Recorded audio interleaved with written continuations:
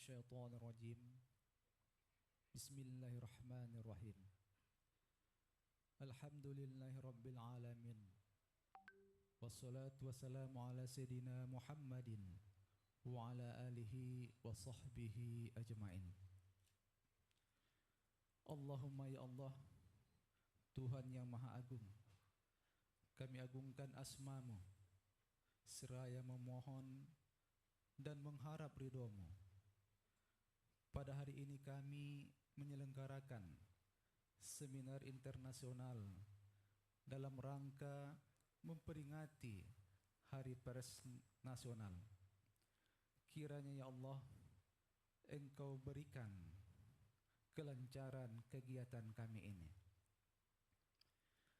Ya Allah, Tuhan yang Maha Pengasih lagi Maha Penyayang, berikanlah kesehatan, kekuatan, dan keselamatan kepada kami, agar sejatinya kami dapat melaksanakan fungsi kami sebagai juru informasi yang akurat dan terpercaya.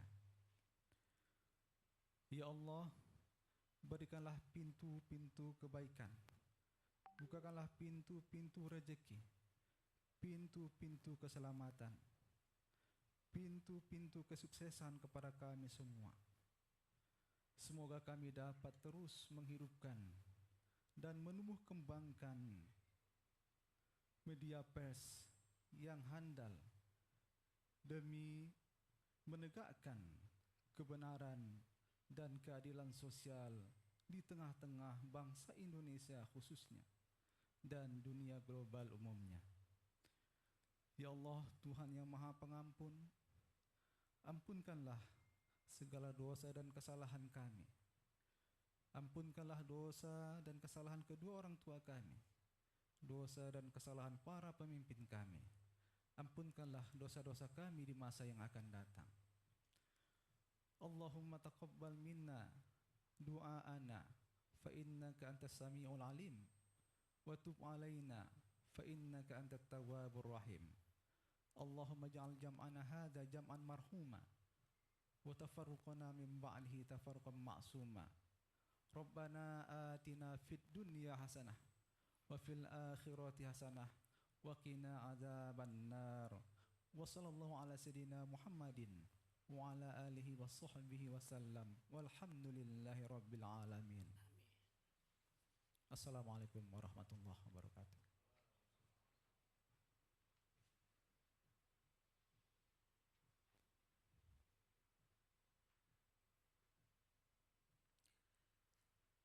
Thank you very much, Mr. Aslan.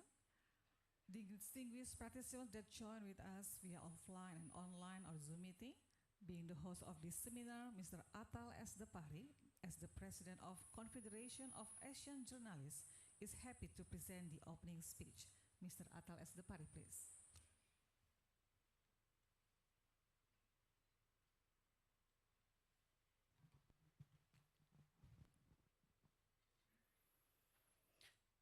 Bismillahirrahmanirrahim. Balam berkicau di pokok akasia, tengok di tasik berenang angsa. Selamat datang Ismawi Malaysia, mari hidupkan perpaduan bangsa. Ini puisi order by Malaysian. Segar badan meminum jamu, jamu sehat memaknai usia. Di kota Medan kita bertemu, kota bersejarah, pers Indonesia. Ini sesuai dengan tema, sungguh cepat larinya rubah, melesat lewat pematang sawah. Teknologi media maju berubah, pers merdeka, demokrasi bermarwah.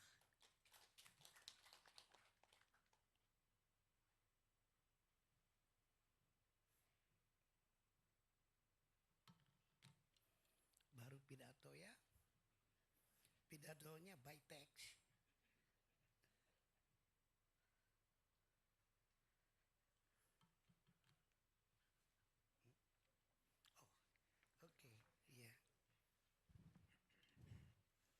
Assalamualaikum warahmatullahi wabarakatuh. Salam sejahtera bagi kita semua. Yang terhormat Bapak Menteri Komunikasi dan Informatika Republik Indonesia yang diwakili oleh Dirjen Informasi Komunikasi Publik Bapak Usman Kansong lagi dalam perjalanan. Ibu Helena Rea, Head of Project dari BBC Media Action. Oke. Ibu Pravita Kusuma Ningtyas, Senior Project Officer. Rekan-rekan wartawan dan hadirin sekalian. Semangat pagi.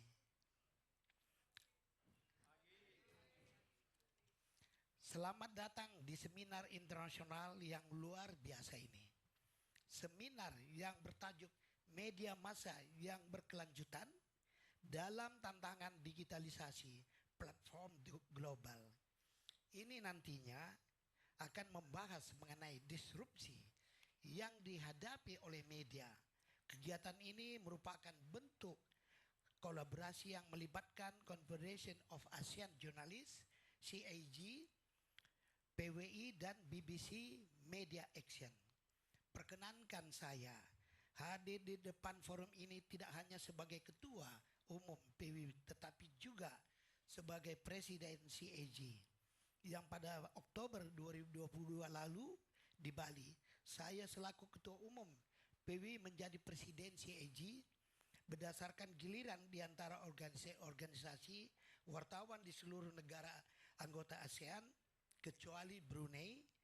Saya akan mengemban sebagai Presiden CAG hingga tahun 2024 mendatang. Hadirin yang saya hormati, seperti kita ketahui adalah suatu keniscayaan bahwa Indonesia terintegrasi dalam landscape digitalisasi global. Kita secara fair mesti mengakui Google, Facebook, Amazon, Microsoft, Apple, Alibaba, Twitter, dan lain-lain telah memberikan banyak manfaat pada kehidupan sosial dan ekonomi. Pengembangan ilmu, pengetahuan, dan teknologi, kebebasan berekspresi, ekonomi kreatif, dan bahkan proses berdemokrasi. Namun, disrupsi yang mereka timbulkan juga sesuatu yang nyata dan dapat dirasakan di hampir semua bidang kehidupan. Tidak ada sektor yang menghindar dari transformasi digital. Sektor media dan profesi wartawan termasuk yang mesti mempersiapkan diri untuk menerima kebaikan sekaligus mengantisipasi keburukannya. Bagi para pengelola media dimanapun saat ini, semakin sulit menghindari integrasi ke dalam ekosistem disrupsi konten dan pengguna dan periklanan yang dikendalikan platform digital global. Persinggungan jurnalisme dengan teknologi menunjang disrupsi konten, penambangan dan data dan layanan periklanan yang dioperasikan platform digital sepertinya hanya soal waktu dan intensitas. Semua media massa akan mengalaminya, tetapi terkecuali media ternama dunia seperti The New York Times, Washington Post, CNN, Sydney Morning Herald, The Sun, The Finance Times, Der Spiegel, dan lain-lain. Termasuk di Indonesia, sebut saja seperti Kompas, Metro TV, Jawa Post, dan masih banyak lagi. Hadirin yang saya hormati, teknologi digital menghadirkan kemungkinan-kemungkinan baru yang menggiurkan untuk memproduksi konten, menciptakan interaksi, dan menjangkau halayak secara lebih intens. Dalam perkembangannya, memang banyak pengelola media yang kecewa terhadap perilaku platform digital dan berpikir untuk meninggalkannya. Namun sangat sedikit yang benar-benar melakukannya. Sebagian besar lainnya seperti tidak bisa meninggalkannya. Meskipun demikian, penting untuk sungguh-sungguh dipikirkan bagaimana agar penerbit atau pengelola media tidak sepenuhnya tergantung pada platform digital. Penerbit semestinya tidak hanya mengandalkan kerjasama dengan platform digital dalam mendistribusikan konten, meraih pendapatan dan mengelola data pengguna. Saat penerbit harus senantiasa memiliki opsi lain di luar kolaborasi dengan platform digital untuk ketiga hal tersebut di atas. Kemandirian penerbitan di hadapan platform digital ini sangat fundamental sifatnya untuk keberlanjutan hidup media. Sejauh ini platform digital tampaknya masih memiliki kepedulian terhadap kualitas jurnalisme dan demokratisasi arus informasi. Namun perlu ditegaskan bahwa motif utama di balik uluran tangan platform digital ke kalangan penerbit sesungguhnya bukan di situ. Pada galibnya platform digital adalah kekuatan bisnis yang orientasi utamanya adalah peraihan keuntungan ekonomi semaksimal mungkin untuk diri mereka sendiri. Platform digital akan mereka lakukan dengan memanfaatkan jerih payah penerbit dan pengelola media, termasuk memanfaatkan konten jaringan dan kekuatan merek pada penerbitan media. Lebih dari itu, fakta-fakta menunjukkan kerjasama penerbit dengan platform digital adalah bentuk hubungan yang cenderung berat sebelah. Bahkan kalau tidak mau disebut sama sekali tidak ada kerjasama yang win-win. Platform digital lebih banyak mengendalikan, penerbit lebih banyak dikendalikan. Platform digital dapat secara tiba-tiba mengubah sistem algoritma dengan dampak yang serius terhadap distribusi konten dan mode konten berbayar penerbit tanpa memberitahukannya terlebih dahulu. Platform digital dapat memaksakan bentuk kerjasama yang cenderung merugikan penerbit secara sepihak. Selain itu, tidak ada transparansi tentang nilai iklan dan data pengguna terkait dengan konten penerbit yang dimanfaatkan platform digital yang semestinya menguntungkan kedua belah pihak. Hadirin yang saya hormati, di forum seminar ini kita diskusikan bersama bagaimana jalan keluar dari ketimpangan ini. Kami berharap ada jalan keluar, ada solusi terkait kerjasama bisnis yang win-win antara platform digital dengan penerbit. Di sini juga hadir narasumber seperti Prof. Rod Sims, ada di depan, guru besar di bidang kebijakan publik dari Australia National University. Bapak Nelson Yap, anggota Dewan Pers Australia. Dr. Agus Sudibyo, inisiator Publisher Right Indonesia, dan Dahlan Dahi, CEO Tribun News. Mereka akan menyampaikan pemikiran, gagasan, dan belajar dari negara lain mengenai publisher right. Tentu, dari mereka kita juga bisa belajar dan bertukar ide mengenai bentuk kerjasama bisnis yang win-win antara platform digital dengan penerbit. Juga hadir di pagi hari ini teman-teman wartawan Malaysia yang tergabung dalam ISWAMI, Ikatan Setiakawan Wartawan Malaysia Indonesia, yang dipimpin langsung oleh Datuk Mukhtar. Berdiri. Datuk Mukhtar Hussein, sahabat kita. Kehadiran rombongan wartawan Malaysia menghadiri acara ini memberi bobot mengenai kebersamaan ASEAN, khususnya wartawan dan pengelola media dalam menghadapi disrupsi teknologi. Mari kita memanfaatkan momentum seminar ini untuk kita bertukar informasi dan belajar dari para ahli di bidangnya. Juga memanfaatkan semangat Hari Pers Nasional 2023 yang kali ini mengambil tema Pers Bebas, Demokrasi Bermartabat. Seperti diketahui, tahun 2023 ini Indonesia memasuki tahun politik.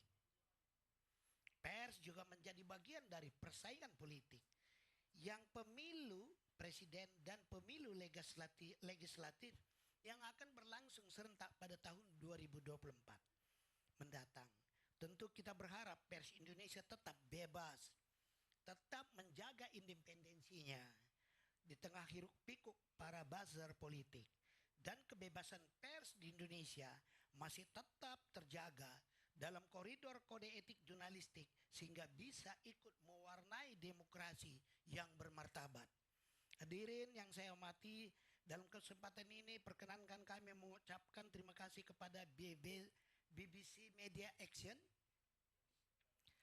yang diwakili oleh Ibu Helena yang mendukung kegiatan yang merupakan kolaborasi antara CAG, PWI, dan BBC Media Action. Kami sangat senang dapat menyambut para Anda semua dalam seminar ini. Kami berharap bahwa seminar ini akan banyak menghasilkan buah pemikiran, terobosan, gagasan, dan ide-ide besar yang bisa menjadi inspirasi bagi kita semua dalam menjaga kelangsungan media di tengah tantangan disrupsi digital. Semoga Allah Subhanahu wa Ta'ala memberikan rahmatnya kepada kita semua. Waalaikumsalam warahmatullahi wabarakatuh. Thank you.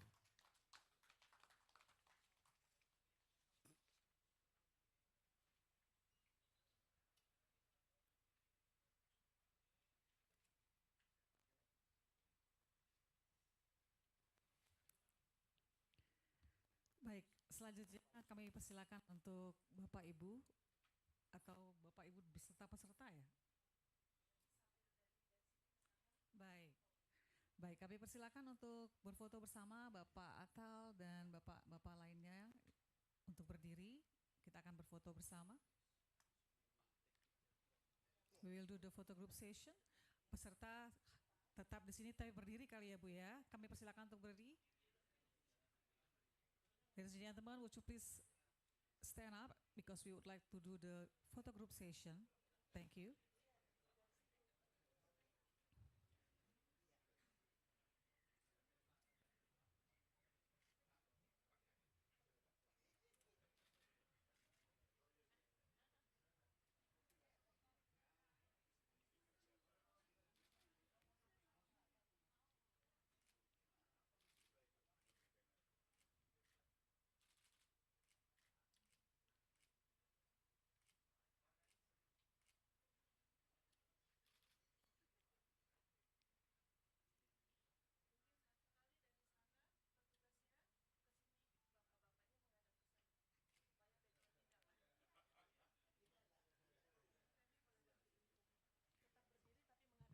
Bapak Ibu mohon tetap berdiri tapi menghadap ke belakang. Di balik, ngadapnya di balik Bapak Ibu. Supaya dampak backdropnya.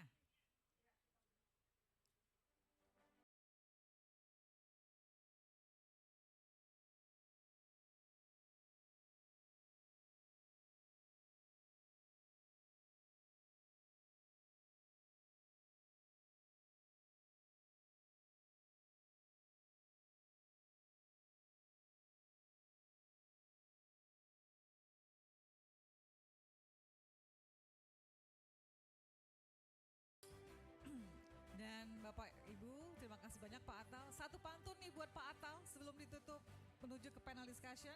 Bapak dan Ibu, satu buah pantun buat Pak Atal. Betik muda dibuat halwa, halwa dimakan enak dirasa. Kalau Pak Atal yang jadi presidennya, si Eji pasti luar biasa. Tepuk tangan buat Pak Atal. Baik, terima kasih banyak. Bapak Ibu, Pak Atal berkenan untuk meninggalkan tempat karena masih ada acara lain yang harus dihadiri oleh Pak Atal. Kami ucapkan terima kasih atas kehadirannya dan sampai ketemu lagi di acara yang berikutnya.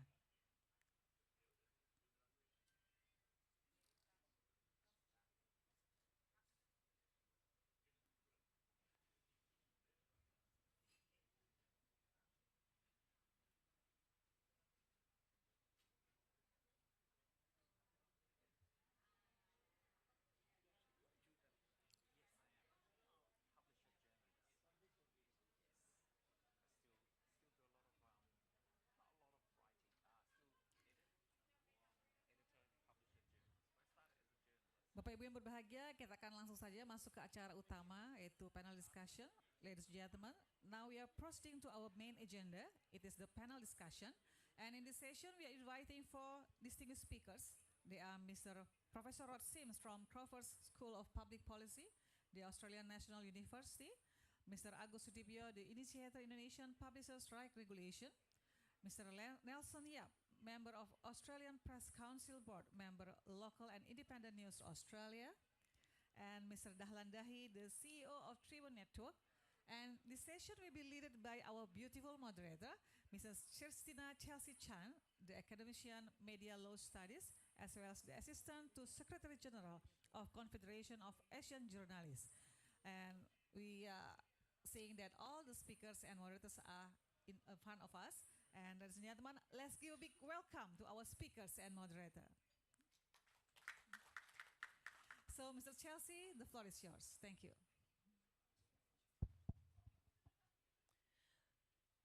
Thank you, Ibu Femi. Good morning to all of you, and good morning to distinguished speakers around me. And allow me to start the session with the information about the list of speakers, of course. As you may know that the initiate speakers, according to the program, before the panel start, it should be the speech from representative of Minister of Information and Communication, in this case, Director General of Information and Public Communication, Mr. Usman Kansong. But we just received news from his staff that he actually on his way to this venue from the University of North Sumatra. So I ask for your kindness that we still can start our panel right now, and when Mr. Usman Kansong arrive, then we will give him the floor for his speech representing as representative of the minister. Will that be okay for you for the floor? Thank you very much. Thank you very much. So I would like to check with our colleague from the IT team to make sure whether Professor Rod Sims already in the Zoom meeting. Does he already? Mr. Sam? Not yet. Okay, no problem. We already informed him that the session will start by 9:30 actually. So it's understandable that maybe he's still in his position to start to join the Zoom meeting, because his current position right now is in New Zealand, specifically in Auckland. So the time zone is very different from Jakarta and Medan time. So we're gonna start with Mr. Nelson Yap, member of the Australian Press Council, but also the founder and board member of Local and Independent News, in this case, Lina, from Australia. And then we will invite Mr. Agus Sudibyo, Dr. Agus Sudibyo, the initiator of the Indonesian Publisher Right Regulation, which is already with us here. And last but not least, of course, our CEO Tribun Network, Mr. Dahlan Dahi, on my right side. So there will be a session for dialogue or discussion from the floor to the speakers in terms of clarification of their idea, or probably you want to share your point of view. We will start after the panel finish. So please join us until the end of the seminar, and please be in a good spirit when we join this session. So allow me to inform you in terms of the topic, why we choose the topic digital disruption and sustainable media ecosystem governance. For sometimes the Indonesian publishers in the process of having this process to get in touch with the international digital platform to make sure that the product, the quality of their journalism product can be used in a proper and appropriate manner. In terms of business side, there is a problem facing by the publishers in Indonesia, especially because Indonesia have by population, it's more than Australia. Nelson said about that yesterday. And the international digital platform will be very, very eager to keep the market in Indonesia alive, to make sure that the publishers can cooperate with them. But of course, we're gonna hear directly from the speaker's point of view and their experience directly. So just to start with, allow me to invite Mr. Nelson Yap for your session. Each speakers will have 15 minutes, so please make use of the time available. Thank you. Let's give an applause for Mr. Nelson Yap. Thank you.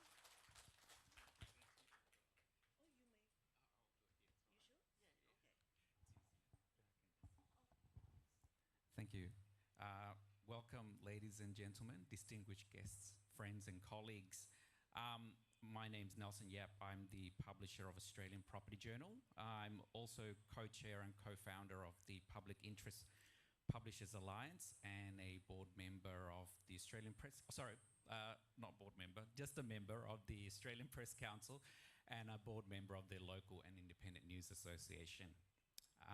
So I'm here today to share the experiences of what it's like for a publisher to negotiate and benefit from the news bargaining code in Australia.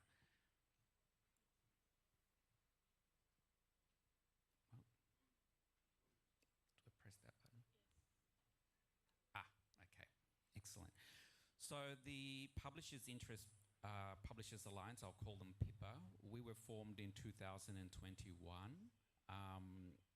When the Australian government announced that the news bargaining code would be introduced earlier that year, it was embraced by all the publishers in Australia because we thought finally we're going to get some sort of revenue or some sort of recognition for all the work that we've done.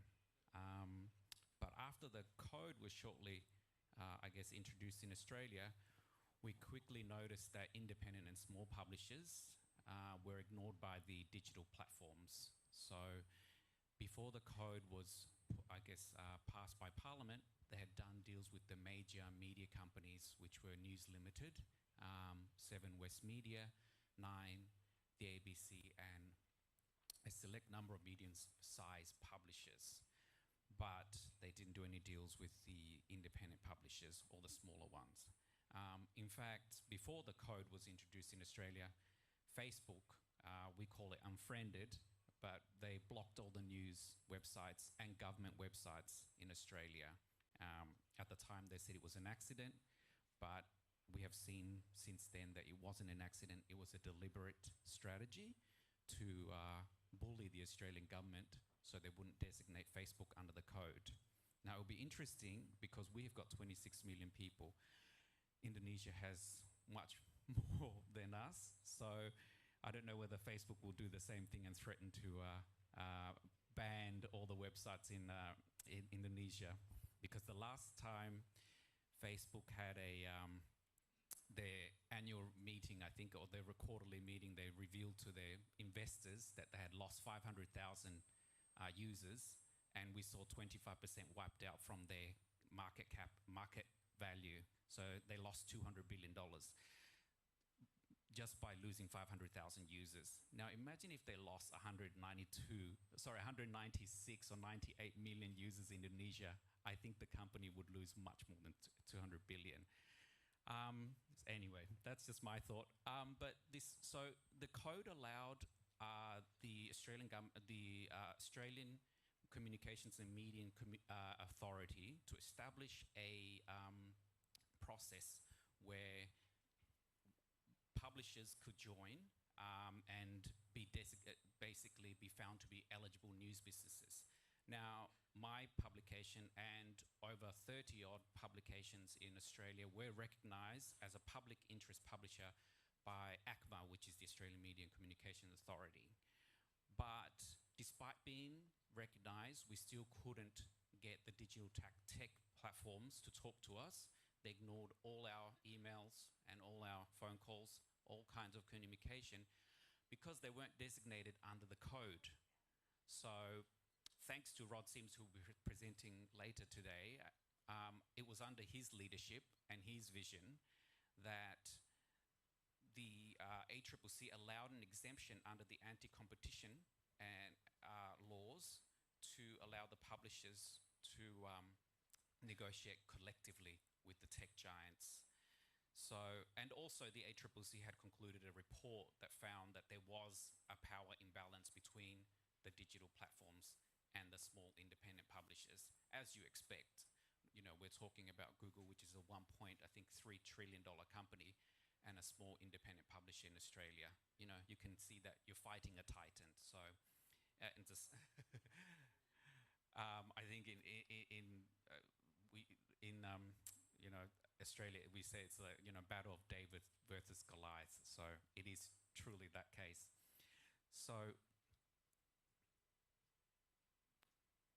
okay, so I've already spoken about that. So yes, on the advice of the ACCC, we formed a collective bargaining group, and we were very fortunate to be represented by Emma McDonald, who was supposed to speak here today. Yes, through her role as Andrew Forrest's philanthropic Minderoo Foundation. So we were very fortunate there. And so to give a view, the only other collective bargaining group at the time was the Country Press Australia, which represented all the rural and regional local community publishers. But we were the first of its kind, PIPA, because of our diverse group of small, medium, independent publishers. As you can see, we represented sort of across the spectrum of all the different publishing and magazines in Australia. And I say this to the ministers or whoever I meet, that a lot of our publishers cover stories that are often neglected by the large media companies. So, and they're also, our publishers, some of them are in small communities with only 5,000, 15,000 community people. So, you know, if without our publishers, they would have no way to get news. But more importantly, though, I think as we see now the rise of fake news and misinformation, we as journalists and publishers, not just in Australia, but Indonesia and around the world, we are gatekeepers and we're fighting against the fake news. You know, I didn't put this in because I did the research after, but a joint New York University report found that between August 2020 and January 2021, misinformation posts by accounts on Facebook had 6 times more interactions than posts by trustworthy news sources.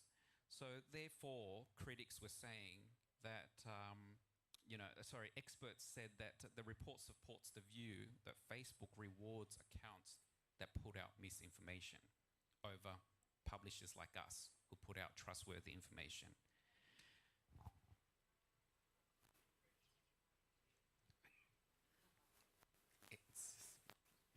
So that's a list. I won't read it out, but that's our list of publishers in our group of 24, as I said. So in August 2022, almost a year later, our 24 publishers were lucky to secure a deal or funding from Google, but Facebook continues to refuse to negotiate with us.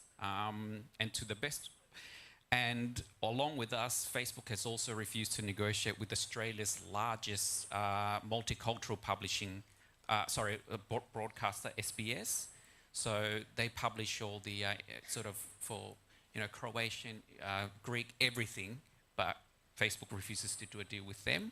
And Facebook also refuses to do a deal with The Conversation, which is a large academic and publication. So, but having said that, so we were very fortunate, but after us, to the best of our knowledge, no other publishers have done a deal since then with Google or Facebook. And so in that sort of, I'll just jump to so the government in Australia conducted a review of the code 1 year after to see what impact he has had. But the government decided, despite our lobbying, the government decided that they would not designate Facebook under the code because it requires designation for the negotiation to be mandatory. So the negotiation right now is voluntary between the digital platforms and the publishers. So in a sense, Facebook did not face any consequences for blocking news in Australia. It has successfully bullied the Australian government, which is very disappointing, into not doing anything. And therefore, as I said, Facebook continues to extract billions of dollars in advertising revenue from the Australian market without remunerating most of the independent publishers. Okay, so why the code is important, our experience. So as I said, it's all up there, you can read, but in Australia we had between 2019 and 2022, 265 newsrooms were closed across the country. Now that's, for a country of 26 million people, that is a lot of newsrooms. And in the last 15 years, we've lost 60,000 jobs in our industry. That's a lot of journalism, a lot of journalists, editors, sub-editors, what have you, anyone working in our industry. So, in a sense, this code, when the Australian government introduced it, was a very critical reform because it has been so long, it has been 15 years of the digital platforms having a free ride of our news and benefiting from our news and making billions of dollars in digital advertising revenue and taking it away from us without giving us anything. We have to employ the journalists, we have to do all these stories, and they just benefit from it. So the code was important to address that, disruption that we've experienced. So the lessons learned from us was PIPA's experience. That was my main role in PIPA as co-founder was, we call it herding cats. I'm not sure if you have the same terms in Indonesia or Asia, but it was interesting to try and find as many publishers as possible to join our group to negotiate, because there are so many different publishers of different sizes, different expectations. So that was a challenge. But what I wanted to, from my meetings with a lot of the publishers and informing PIPA, was that, you know, initially we had 50 people, 50 publishers who looked at joining, but because of disagreements, some of them thought that they didn't need to, some of them thought they were too big to join a group, they can do it themselves. So for various different reasons, they decided that they wouldn't be part of it, so we ended up with 24. But these publishers still do not have a deal today. So my experience from this is that we are stronger together. Whilst some of us might be competitors, you know, at the end of the day, if we don't stick together, we are going against titans here. So if we don't stick together as publishers, we go in independently, we're not going to get anywhere. And look, and of course we engage with all the members of parliament, ministers and the government. But as I said, so lessons learned from PIPA is that, and ultimately, of course, more importantly for newsrooms is the financial security, because it creates a sustainable news business. But now I want to turn to also quickly the lessons learned from overseas. I'm sure you've all followed. We've now seen, you know, in the US, in the United States and Brazil, the code basically has been killed off. In the US, it's sort of sitting there, but it's not going anywhere anymore. That's because the publishers in the United States were not able to come together. I guess because of their political system, they're very divided as well. But also, the US wanted to be perfect. They wanted their code to be perfect. And I say, don't let perfect be the enemy of the good. So sometimes good enough is a good start, and we can work on progress and reform and make changes. Don't wait until we're trying to make it perfect before we pass the code. And then finally, of course, don't wait for things to happen, make them happen. I think, you know, I'm a journalist, I'm an editor. This is not my job. I don't know how to lobby. I don't know how to do any of these things. I don't know how to bring together 50 people in one room and say, let's go and negotiate with Facebook and Google. But someone had to do it. So I thought, well, if I don't do it, who's going to do it? No one else. So that's why I started ringing the calls, cold calling all the publishers to try and get them on board.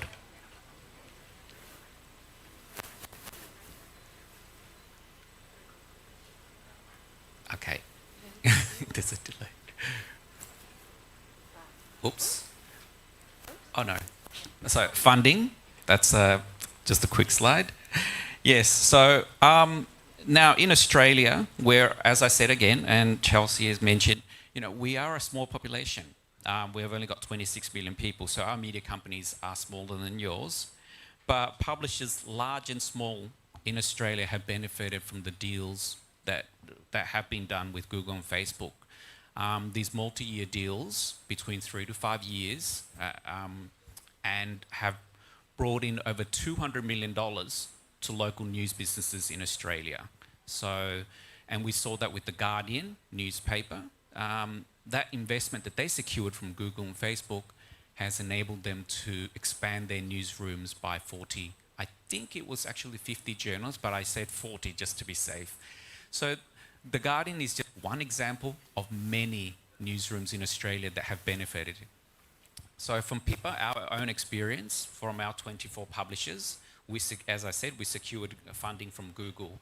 And to their credit, since we have made a deal with Google, we signed our deal with Google, they have recognized our value to their, they have recognized our value to their platform, and we've had a very positive working relationship with Google, which so it should be. And also we've received a lot of mentorship from Google and participated in a lot of training programs, particularly in digital disruption. We wanted to learn what's the best approach, how are we sort of reaching our new audiences. And at the end of the day, we also know that, you know, Google has access to all the data analytics, so they can share that vision, that sort of data with us to help us navigate this digital disruption. But from my experience, an independent publisher and owner of Australian Property Journal, the funding from Google has allowed me, just in my example, to hire more journalists. I've also started an internship program with universities to train young journalism students. We've also expanded our public interest journalism news coverage. So we're doing a lot of stories about homelessness, social housing, climate change. So all these things. We've upgraded our digital infrastructure, launched new products, and we've also grown our traffic as well. And that's just in the first 6 months. So actually our first 6 months was February the 1st. And that's just in 6 months what we've achieved from Google funding. And we have all, as I said, publishers, large and small, secured multi-year deals. So imagine what multi-year deals can do for Indonesian publishers if we have achieved that in just 6 months. So my final thoughts are that, and we've seen this in the Treasury Review in Australia, is that Google and Facebook are just the start. We've got digital disruption, but digital disruption has now evolved into the social media disruption, because as now, no doubt you've now noticed in Indonesia that the millennials and the Gen Z news audiences, they turn to social media to get their news. So therefore, in Australia now, the government is considering expanding the code to include Instagram, TikTok, YouTube, Microsoft, and the Apple News platform. And I think the Indonesian government, and particularly looking at the code, should consider expanding it to the social media platform as well, because that's where a lot of the people are getting their news. Research from Oxcom in 2022 found that 29% of teenagers are getting their news from Instagram. And I actually said Instagram twice. 28% are getting their news from TikTok and 28% from YouTube. I should have fixed that mistake. Sorry. And so now, but also the Reuters Institute at Oxford University found that a third of TikTokers now use TikTok for their daily news. Now, and YouGov Global Profiles did a research and found that 2 in 3 people in Indonesia and Vietnam, that's 67% of the population, yes, that's right, use social media as a source of news. That's the highest rate globally and higher than the global average of 46%. I think if you look closely, Australia, we are around, well, we're 33%. So you have an audience that's twice as engaged with social media when they get their news. And also, I suppose it makes sense because consumers aged between age 18 and 33 make up the majority of the audience that use social media for news. And again, I point out, Indonesia has the youngest median age in the world. You have people who are a lot younger than most countries. So, and we know that young people are the most engaged in social media. So, social media disruption is the next one.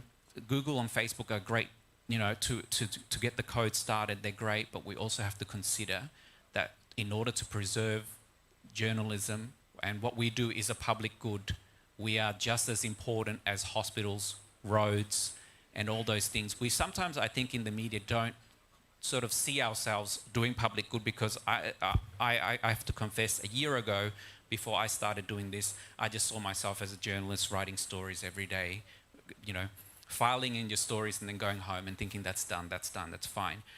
But we don't value what we do sometimes, and I think then we can't, if we don't value what we do and if we don't see, sort of step back, then how can we go to government and say, you need to support us in this because we want to deal with Google and Facebook? What we do is important, particularly in the rise of fake news as well. So we are the gatekeepers against fake news.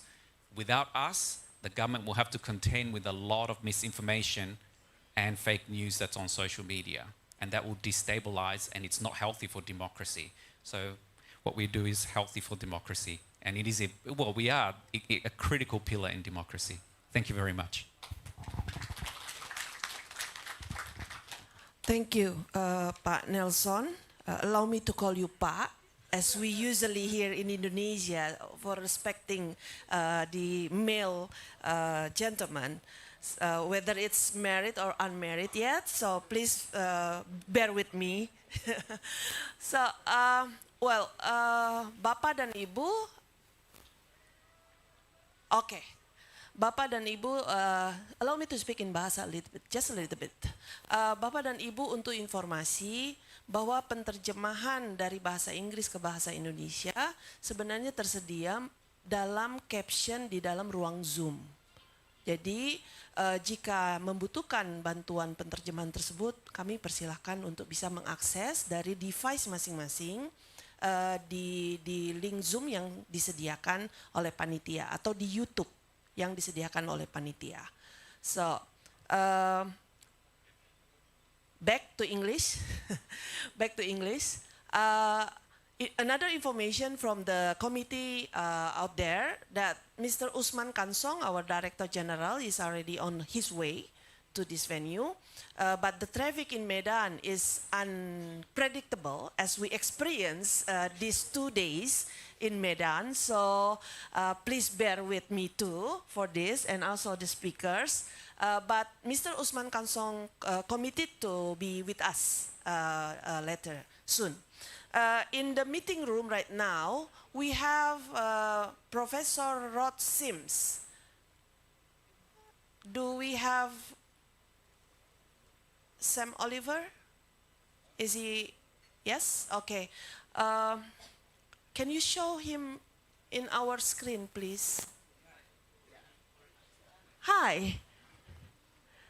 Hello, Professor Rod. How are you? Okay. One moment. We haven't heard your audio yet. Oh, I'm sorry. Can you hear now? Yes, loud and clear. Thank you very much. So, Professor,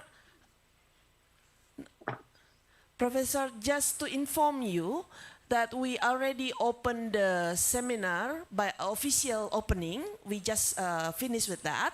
And then we already invite Nelson Yap as the first speaker, because it's my apology if it's a bit of the structure of the speakers is a bit changing, because we understand that you are kindly agree to speak with us even though you are on holiday. So really appreciate your time right now. It's very valuable for us. And we can see you from our screen in front of us. So you are facing the seminar room right now with about 100 participants.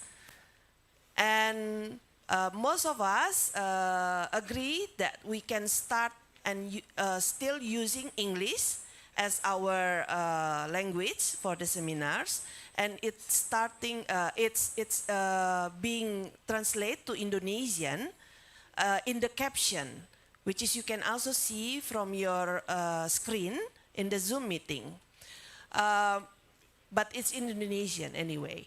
So you may start speaking in English as you, of course, your native language, and we gonna follow, and the participant will follow also with Indonesian from their devices here.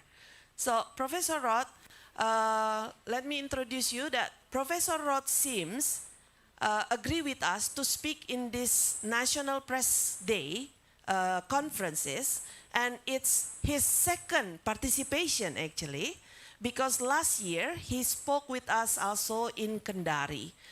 He did it during his term as the president of the Australian Competition Authority. And this year, Professor Rod Sims will speak with us as his current academic role, Professor of Harvard School of Public Policy from the Australian National University. But he's currently in Auckland. So we appreciate your time, Professor. So as you may know that the topic of today is still related to the process and the effort from the Indonesian publishers to have the bargaining code and the publisher right to be established in Indonesia. In front of us, publisher owners and also academician join us, and the government official also with us. So we allow us to invite you for 15 minutes to share your thought about this. Thank you, Professor. Let us applaud him to encourage Professor. Thank you. So time is yours. Okay, thank you very much, and thanks for the invitation to speak. Unfortunately, as you say, it did coincide with me being on holidays, and I have to say I'm not in Auckland. I'm very much to the north, the northern tip of New Zealand, so I hope the internet holds up through this discussion.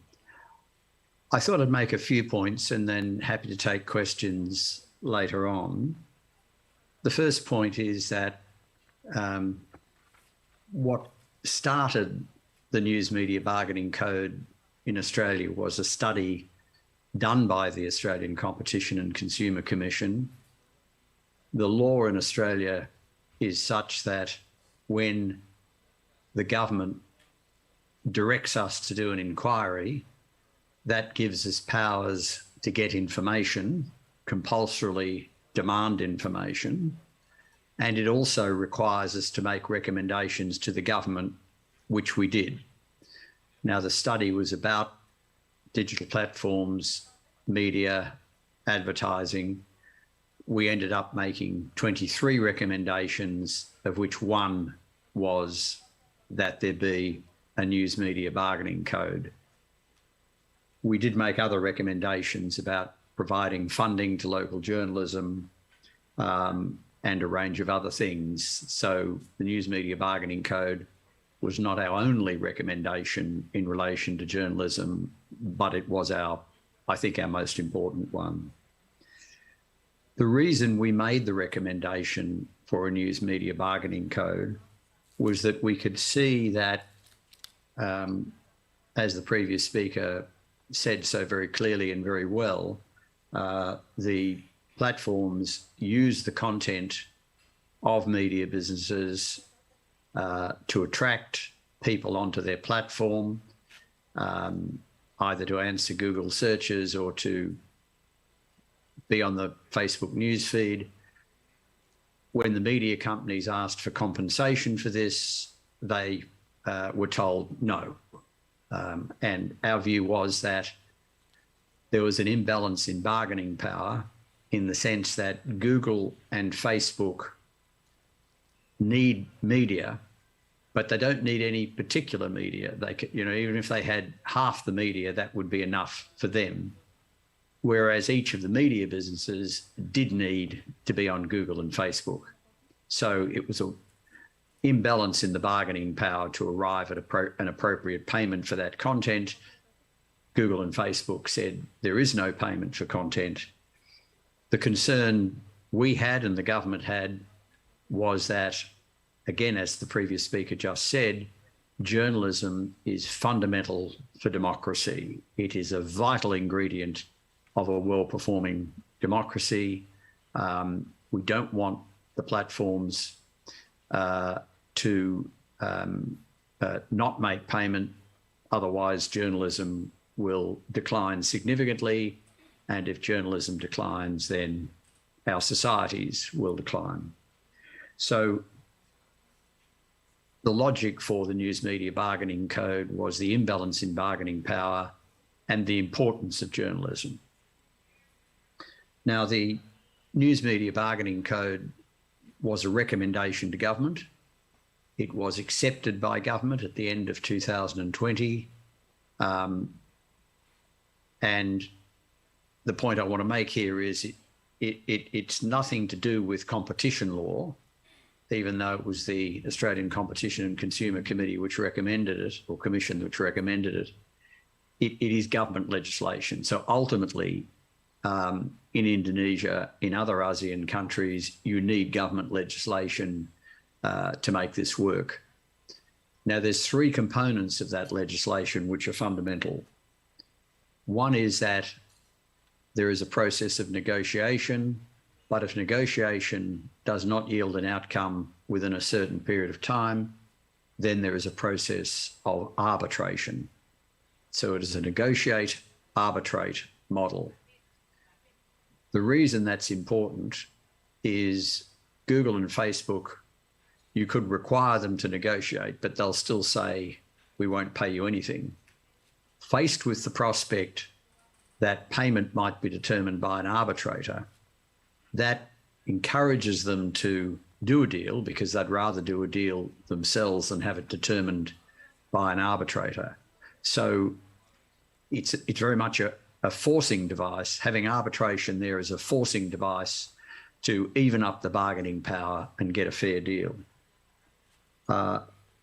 The other component is that the legislation says that the legislation in Australia does not compel Google and Facebook to do any deals, but if they do a deal with any media company, then they must do a deal with all qualifying media companies. So one in, all in was the second component. And the third one was collective bargaining, that particularly the smaller players could get together and bargain as one. So negotiate, arbitrate was fundamental. One in, all in. If you deal with one media company, you've got to deal with a lot. And thirdly, collective bargaining. Those are the three key ingredients of the code. If any legislation in any of your jurisdictions tries to deal with this, it needs to include all three of those components. Doesn't need much more. It just needs those three components.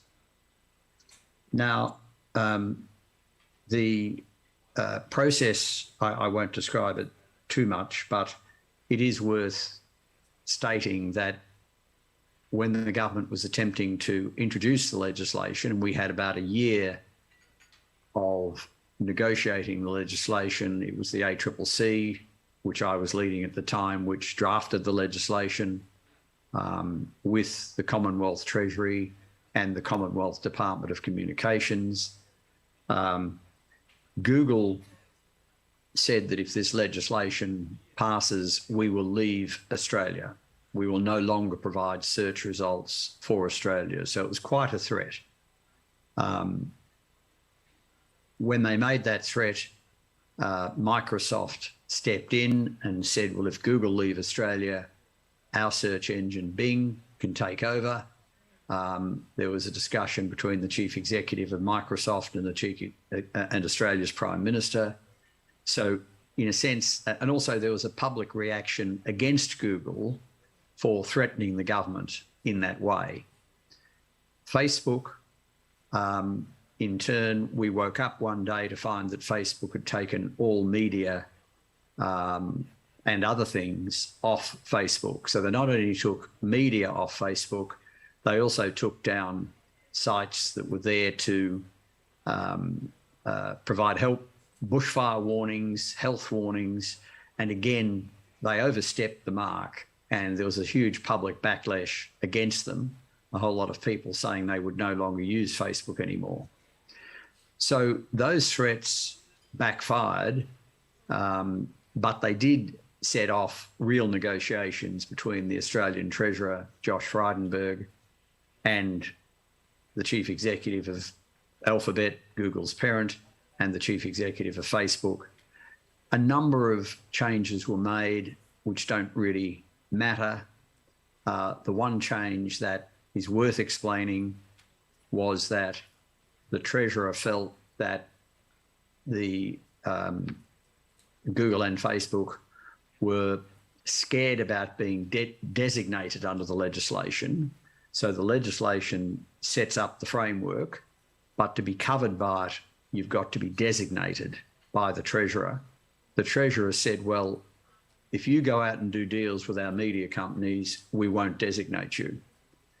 That caused Google and Facebook to immediately go out and do a lot of deals, whereas I thought, certainly, and others did as well, that deals would be done against the threat of arbitration. In the end, deals were done against the threat of designation. Now, it doesn't matter. The point is deals were done. So Google have now done deals with essentially all Australian media. There's a few companies that don't have deals, but it is disputed about whether they qualify or not. The companies that clearly qualify have all got deals, and that's very pleasing. So Google has done deals, I think, with just about everybody. The number of exceptions are exceptionally small and may not exist.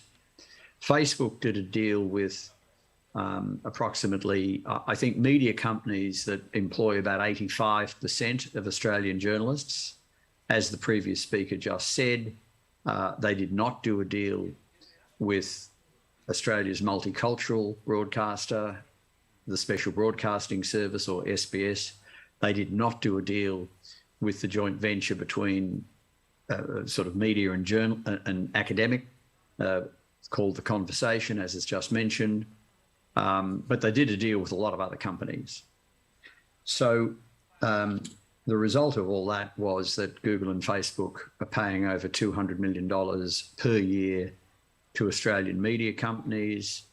The previous speaker mentioned some of the benefits of that. The Guardian increased its staff by about 50%, and various journalists have told me that once the code came in, there's never been a better time to be a journalist. That is, the demand for journalism services has gone up massively. So it's been very successful, a lot of money paid. Now, there's a couple of criticisms that have been made internationally about the code. One is that it just deals with, it just benefits the large players, not the small ones. That is simply not true. Google have done a deal with, as I say, just about everybody. Facebook with about 85% of the media landscape. But deals have been done with large and small players. In my experience, the smaller players got more money per journalist than the larger players. Now, that's not going to be always the case, but it's certainly largely the case. It's been a very successful process. It's now being followed in Canada, where the legislation is now being reviewed by the upper house of their parliament. I spoke to the lower house. It's now before the upper house. So I'm very confident that there'll be a news media bargaining code equivalent in Canada. I think there's a good chance there'll be one in the United Kingdom. They're due to pass their legislation next year. It's broader legislation, but once it's passed, it allows for a news media bargaining code. So they're the two most likely places. Obviously, I'm heartened by the fact that Indonesia is actively considering it, and I hope other countries in ASEAN will consider it. As the previous speaker said, the opportunity looks as if it's lost in the United States, although I'm going there late March, early April, and hoping that it can be revived, but we will see. The main lesson, I can only repeat what the previous speaker said. What made the code, what got the code into legislation, what made it so successful was the media worked together. All Australian media pretty well backed the code. Even newspapers to the right and to the left of the political spectrum, they joined together and lobbied the government to get the code. And with the code in place, then deals were successfully done. Now, those deals are in place for 3 to 5 years. There is provision under the legislation, which the previous speaker again said, for the code to be extended to other platforms. That would require further consideration. We have a new government in Canberra at the moment, and it's got a lot of priorities. I'm sure it will get round to this issue, but it's got a lot on at the moment, having just come to government with a whole range of problems confronting them. So I don't think we've heard the last of other platforms getting designated or threatened to be designated. And it may well be that action is taken against Facebook for not doing deals with the SBS and The Conversation. I think we're still fairly early stages with a government that's had other priorities. So look, I'll leave it there to stick within your timing, but happy to answer questions at an appropriate stage. So thank you very much. Thank you, Professor. Thank you very much. We give you applause from here. So you don't mind to continue with us for another 20 minutes, perhaps? Yes, I can certainly do that. Okay, thank you very much. But to inform you that we already have our Director General of Information and Public Communication, Mr. Usman Kansong. Let's give applause to Mr. Kansong. Yes, he's here in terms of his role to representing the Minister of Information and Communication and Informatics. Pak Usman, we already start with 2 speakers, especially Nelson Yap from the LINA, the local and independent news publisher from Australia, and he spoke about the process and the success, and especially quite interesting, what happened after that. Yes, what happened after that is, I think it's very to be quote here. And from Professor Rod Sims, you actually met him also in Kendari via Zoom, and he emphasized about the process of legislation, but also he talked about whether the 3 components, the negotiation and arbitration process, the legislation itself, and of course, how to encourage the media groups to be able to cooperate each other strongly to have and to pass the regulation as needed, as initiated by the media community, in this case Pak Agus Sudibyo and the network. So Pak Usman Kansong, if you don't mind, we would like to invite you in this moment right now to speak about some of the progress that we already have at the House of the Minister. Time is yours, please.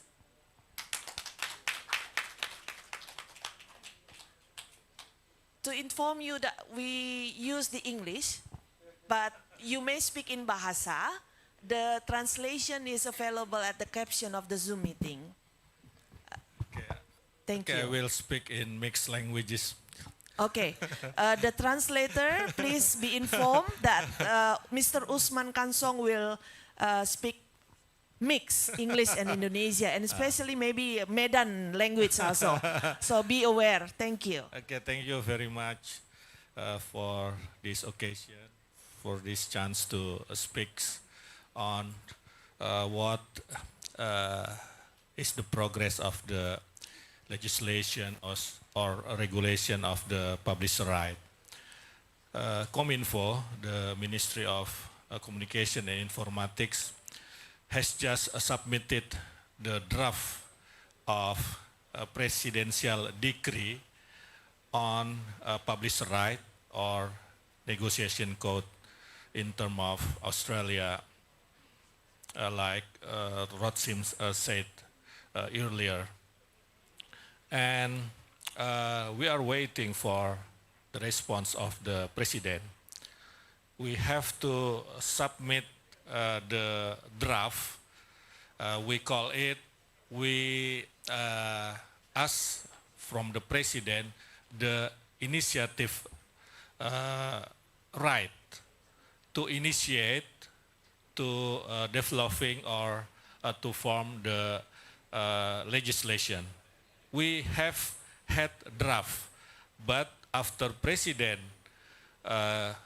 give us the initiative right, we will discuss again.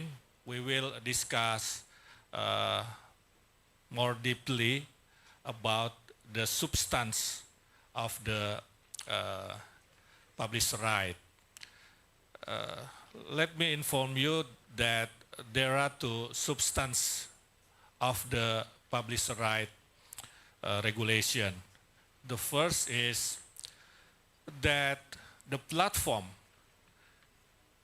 must cooperate with the media in Indonesia in terms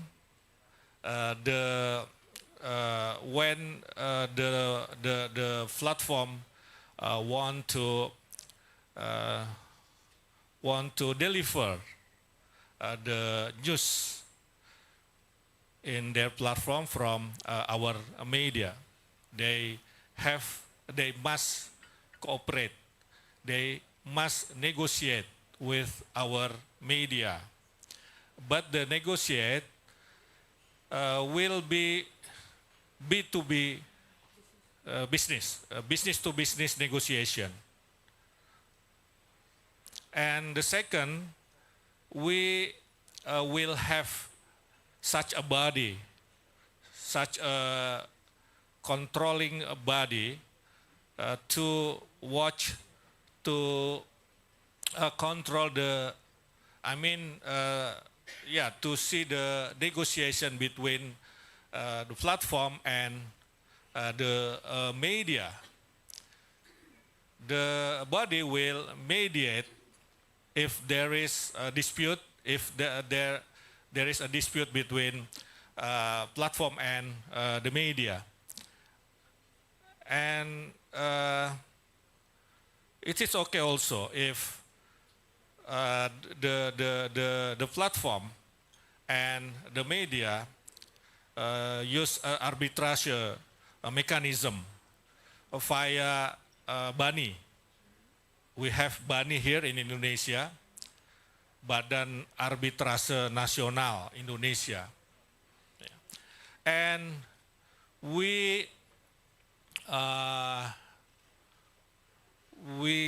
the regulation will give the right to press council to control, to watch, to see, to mediate the cooperation between platform and the media. Because the position of the government, we are not recommending to form new special body.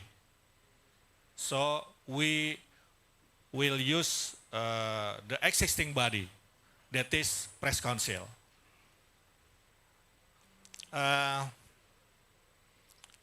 I agree with Rod Sims that this legislation, this regulation needs the working together, the cooperation amongst the media. The media in Indonesia and the government should be united. Should be united. We don't want in government that there is a dispute or there is differences opinion between amongst the media in Indonesia. So we should unite here if we want to regulate the platform. And the position of the government here that we have press freedom here in Indonesia. So we will regulate the economic aspect, not the press or journalism aspect. That's the first. And the second, we regulate, we govern the platform, not regulate or govern the press. Yeah, because we have press freedom here. We off in HPN 9 February, in next 2 days, the president in his speech will respond the draft of regulation that we have just submitted to the president. That's all. Thank you very much. Thank you, Pak Usman Kansong, for your brief information on the update of the progress from the minister's side. Next, directly we invite Mr. Agus Sudibyo, Dr. Agus Sudibyo, to present his thought. Thank you. And next, after that, we will invite Pak Dahlan Dahi. Thank you.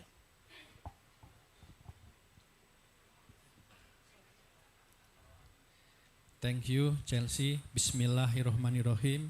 Assalamualaikum warahmatullahi ta'ala wabarakatuh. First, thank you for CIG, PWI, and PPC Media Action for invite me to join in these important meetings. And it's really nice to meet all of you, especially colleagues from other country in Southeast Asia region, especially from my friend from Malaysia, tepuk tangan, and also my friend from maybe Vietnam, Thailand, Philippines that join in this seminar.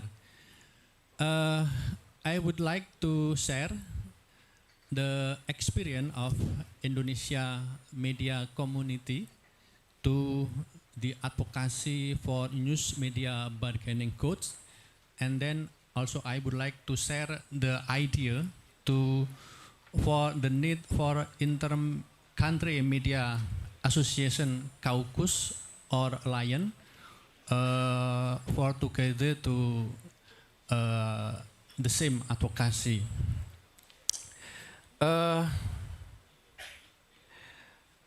As we all know that the main problem in media industry now is the monopoly by the giant global digital platform. I don't know the exact situation in each country in ASEAN region, but if we refer to the context of Indonesia today, the monopoly of global digital platform company happen at least in 3 levels. First, around 80% of news distribution in Indonesia is controlled by Google and Facebook. This duopoly also grab around 75% digital advertising expenditure in Indonesia. And they also monopolize the processing and also utilization of user behavioral data. Even though they use publisher own news content in mining that user behavioral data, they refuse to share the data to publisher. If publisher need the user behavioral data, they still have to buy to Google and Facebook. Even everybody know that Facebook, Google mining user behavioral data use the content of publisher. I think it's not only Indonesia problem, it's a problem in every country. Also, I think in Australia also. So in, sorry.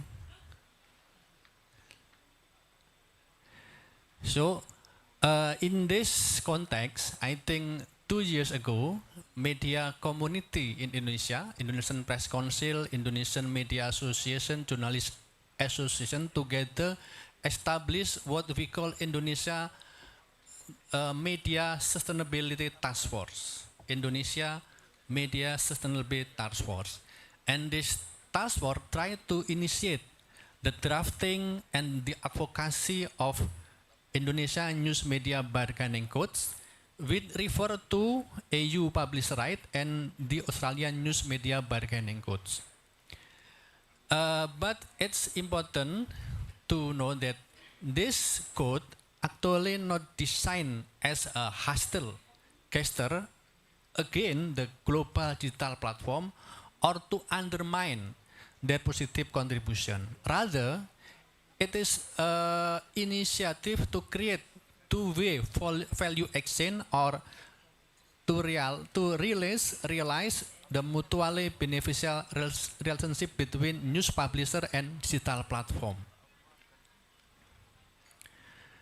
And in the draft that submitted by task force to government, this bargaining codes set up the obligation of digital platform company to negotiate in good faith with Indonesia publisher regarding first, the economy value of publisher content that they use or monetize, and the second, fair and transparent profit sharing in digital advertising schemes involves both parties, and third, sharing of user data generated from the use of publisher own news content by digital platform company.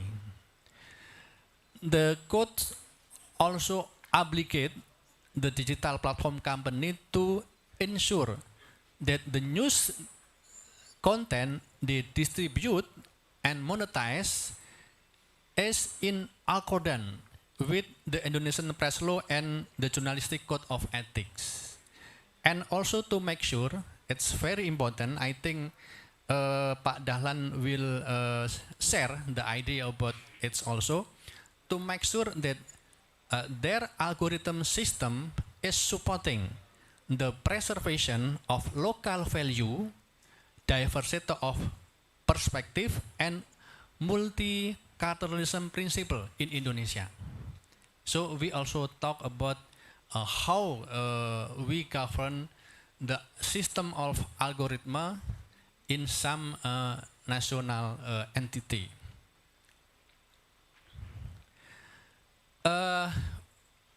I believe, and I think as we all know that in order to carry out the journalism, social function, and democratic function properly, the mass media must be economically sustained.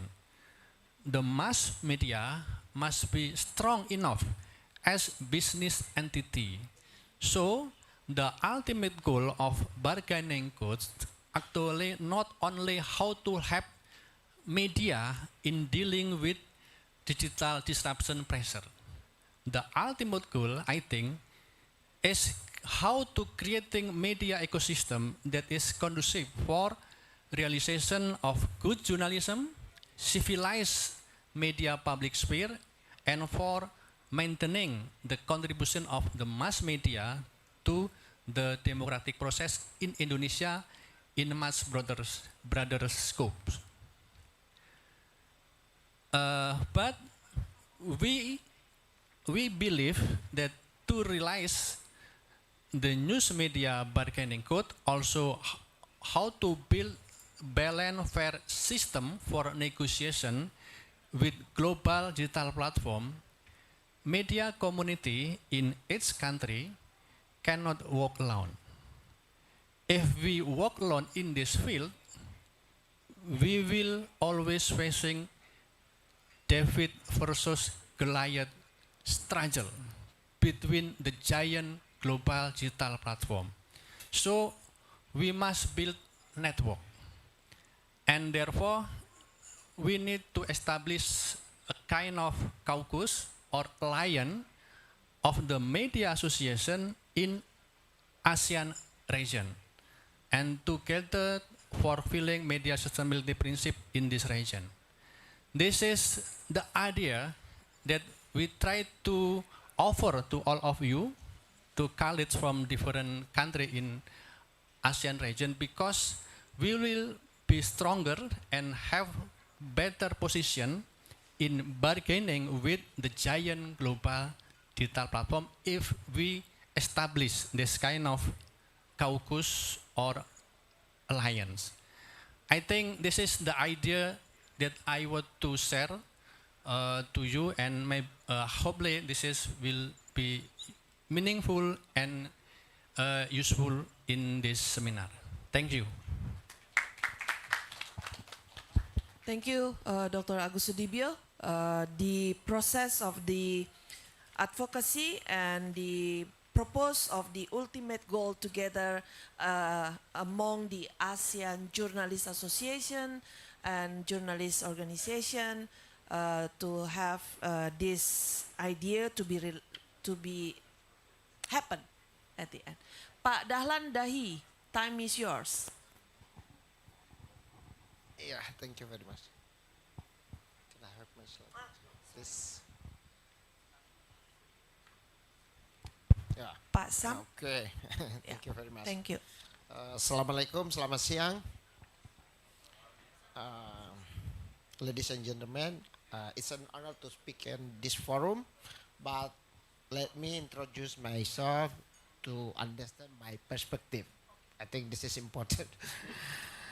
I am CEO of Tribun, which is a media network that have 40 offices across Indonesia, and I work as a journalist, so local journalist as yours. But I am a little lucky that I work as a journalist for almost 30 years now. I work as a journalist 19 years in local newspaper. It's okay. So second, I want to put in the context. So Australian News Bargaining Code is about the relation between publisher and platform in business side. So it's about revenue share, which is also important since I believe that media can do the main role as a fourth pillar of democracy when financially, businessly, they are strong. So we have to make the media strong so they become do their role as an important part to build the democracy. But I think it's not enough. we should also look at the how algorithm impacting our life. Since it's also important. It's not about money, it's not about profit and loss, but it's about the public's prosperity. That would be my point. Can you help me to? Okay. Please run the video. I think the slide says video. It's okay.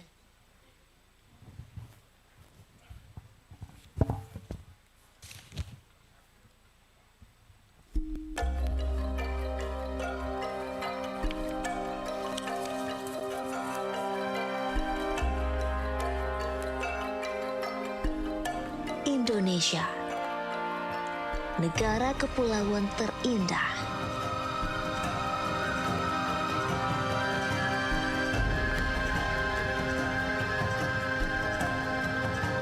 Beragam suku, bahasa dan cerita unik penuh makna.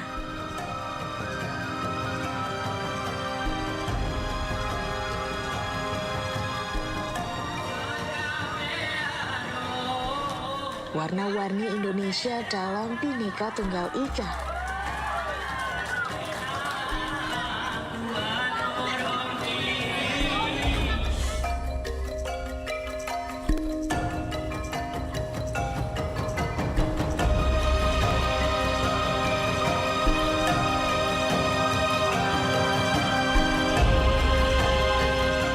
Kami terus tumbuh menjadi mercusuar di negeri 1001 cerita.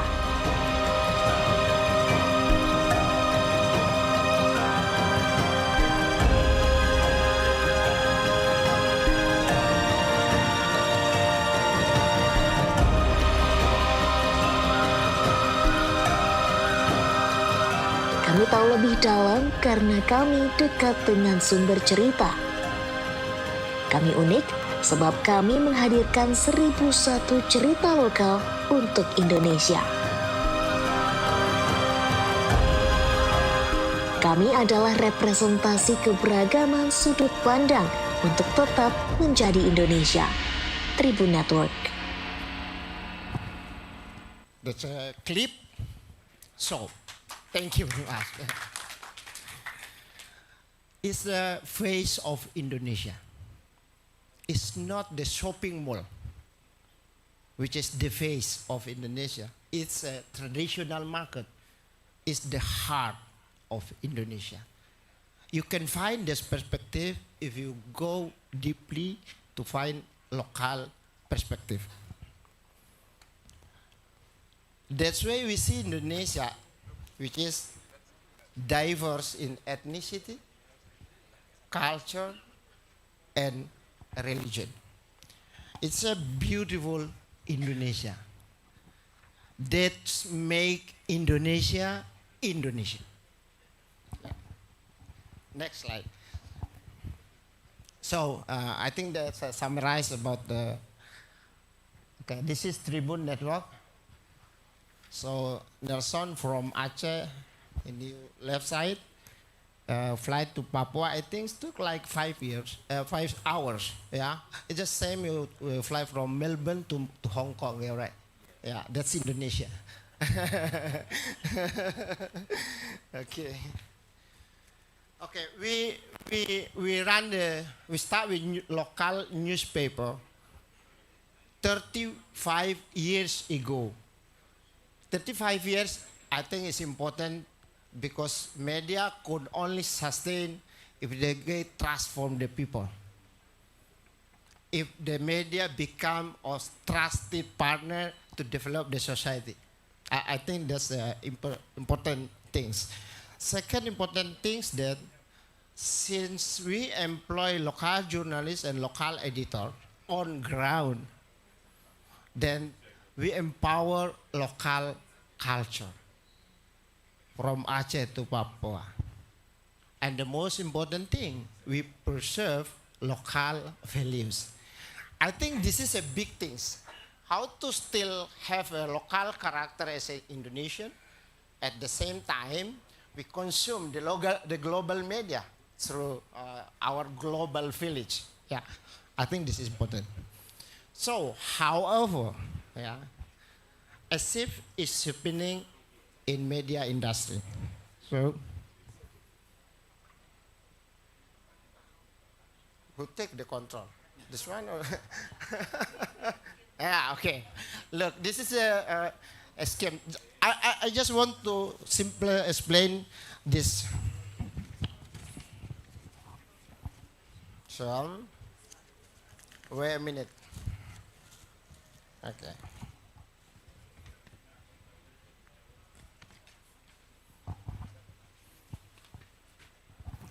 Let's imagine the era of newspaper, where the digital social media and Google are not so powerful like nowadays. Okay. I want to emphasize that journalists works to find and to process information and to publish them to the public. Editor process the news and decide what news, in what angle, for the public. My point is, the editor has the power to decide what public should remember and what should be forgotten. Yeah. Editors are responsible for building a good and healthy society. Fortunately, the editor's immense power is guided by press ethics, press law, and one more thing, local values. It's all ensure the editor works for the public, for democracy, and protect the local values. Okay, and then this is our word. Next slide. Okay. Pasam, next slide, please help. This is our word now, the digital. Look at the red sign. Technology, algorithm. Behind the technology, there is a system. Yeah, we call it algorithm. So, when shifting occurs, the editor extraordinary power pass to algorithm. So now the editor is algorithm. Since 70% of website audience coming from the platform. So actually the editor, the real editor is technology, the real editor is algorithm. The algorithm determines what the public should see and forget. Just same the power with the editor does. The big problem is the algorithm works on a global scale for all ethnic groups and all religions. Global society, through algorithm, proceed the same direction, forming a unified global village. I discussed with with my friend in a global tech company. I introduced this perspective and he told me, leave algorithm to the user, to their behavior. Since you know, the user, the content, the raw material, it's a raw material for digital tech company. And it is free. That's Australian news bagian encoded. Ask, please pay. This is our raw material. You should pay. It's not free. Yeah, it's a gold. It's a gold mining, okay? But leave algorithm to user, to their behavior, and let algorithm work to provide content and news that are relevant to them, actually consists a big problem. It looks democratic since you have you hand over the power to user, not to the media. But here is at least two problems. One, what if there is human intervention in tech company to remote content? Who control them? This is happen. If the government body or some figure in the political private that's strong, they can ask platform to take out some of content. It's happened also in our world as a publisher. But it's all work in the backstage. Nobody responsible, nobody know. Okay.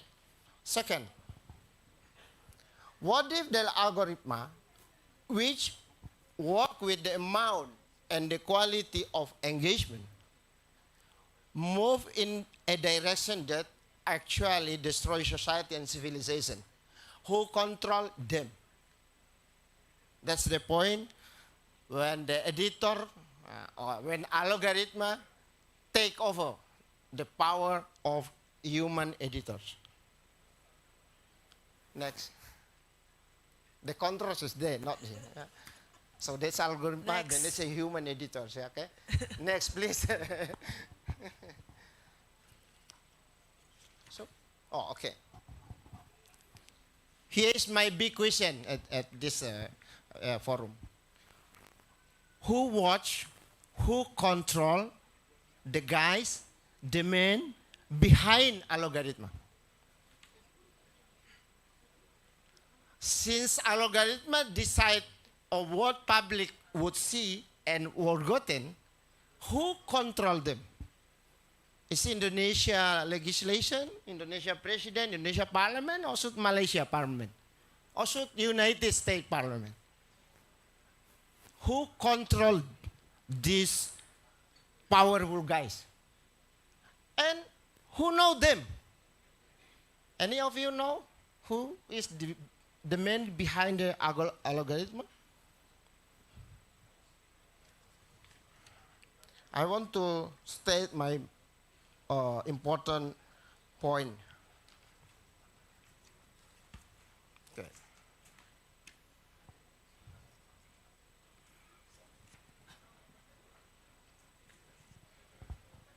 We don't know exactly who is behind the algorithm, what they believe. What are they fighting for? They fighting for Russia or Ukraine? I don't know. They fighting for Israel or for Palestine? I don't know. They fighting for local people or global citizen? We don't know. Do they believe or they fighting for a diverse world or a one-color world? We simply don't know. Next.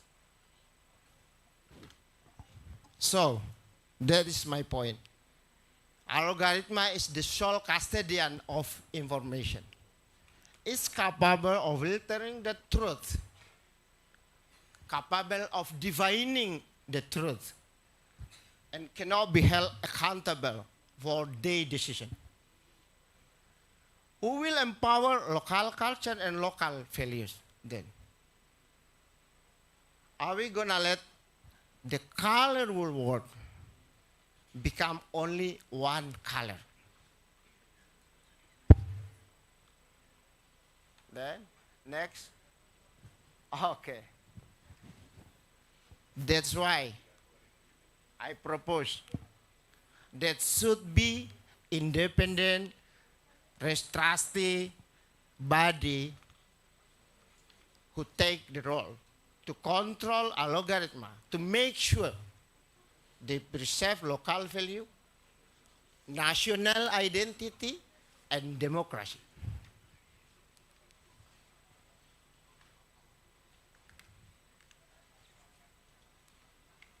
Because we want to pass on a diverse world to our future generation. And hopefully, the algorithm also work in the same direction. I close this presentation with I think this is the famous quotation. Imagine the power of algorithm, and I think all of us remember the English historian named Lord Acton. Power tend to corrupt. Absolute power corrupt absolutely. Thank you. Thank you, Pak Dahlan, for your presentation in terms of making sure that the local value still be there with us, even though the AI taking so much. It's not about money at all. Yeah. Well, let's big applause to the speakers here first, and I want to check with the Pak Sam Oliver. Do we still have Professor Roth in the Zoom room? Yes. Pak Roth, Professor Roth, we are finished. We finished with the presentation now, and would like to open the session for comments and question answers. I hope you still with us and willing to take one or two questions from the floor here. And I would like to directly open the floor right now if there is comment or questions from the floor right now. From the right side, middle side, the left side. Do we have hands up to raise questions? Okay, one from the left side. There is a lady, and then one from the right side. Can the technical officers help with the microphone, please, to make sure that the gentleman and the lady can connect with the audio in the Zoom room? Yes, please, Pak Sam, to the lady here, Ibu Santi, I believe. And then from Malaysia, please, Ibu Santi. Yes. Thank you for a very comprehensive presentations to all speakers. I have a question to our Australian fellows who are the speakers.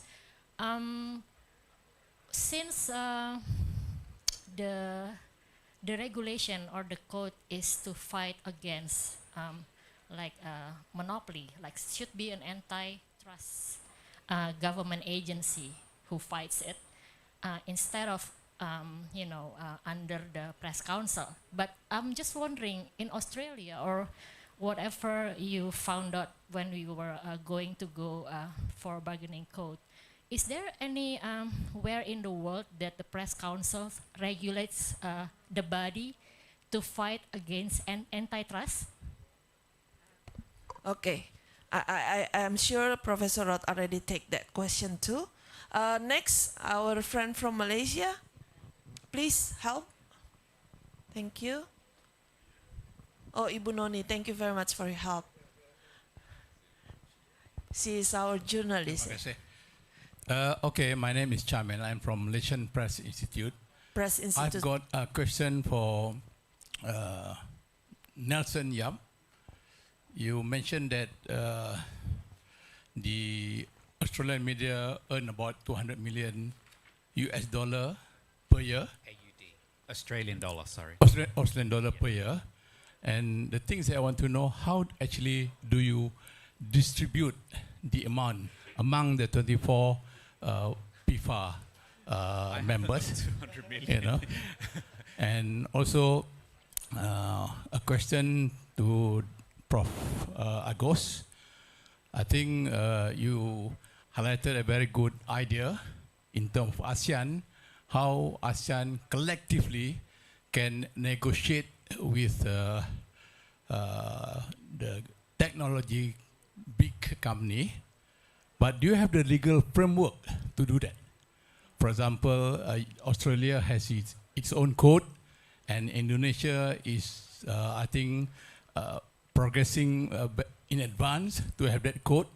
We in Malaysia is still, we don't have discussion about creating a code, but maybe after this seminar, we will suggest to the industry and the government as well, so that the code can be put in place and have legal standing so that Malaysia with a population of 30 million people, Australia has about 26.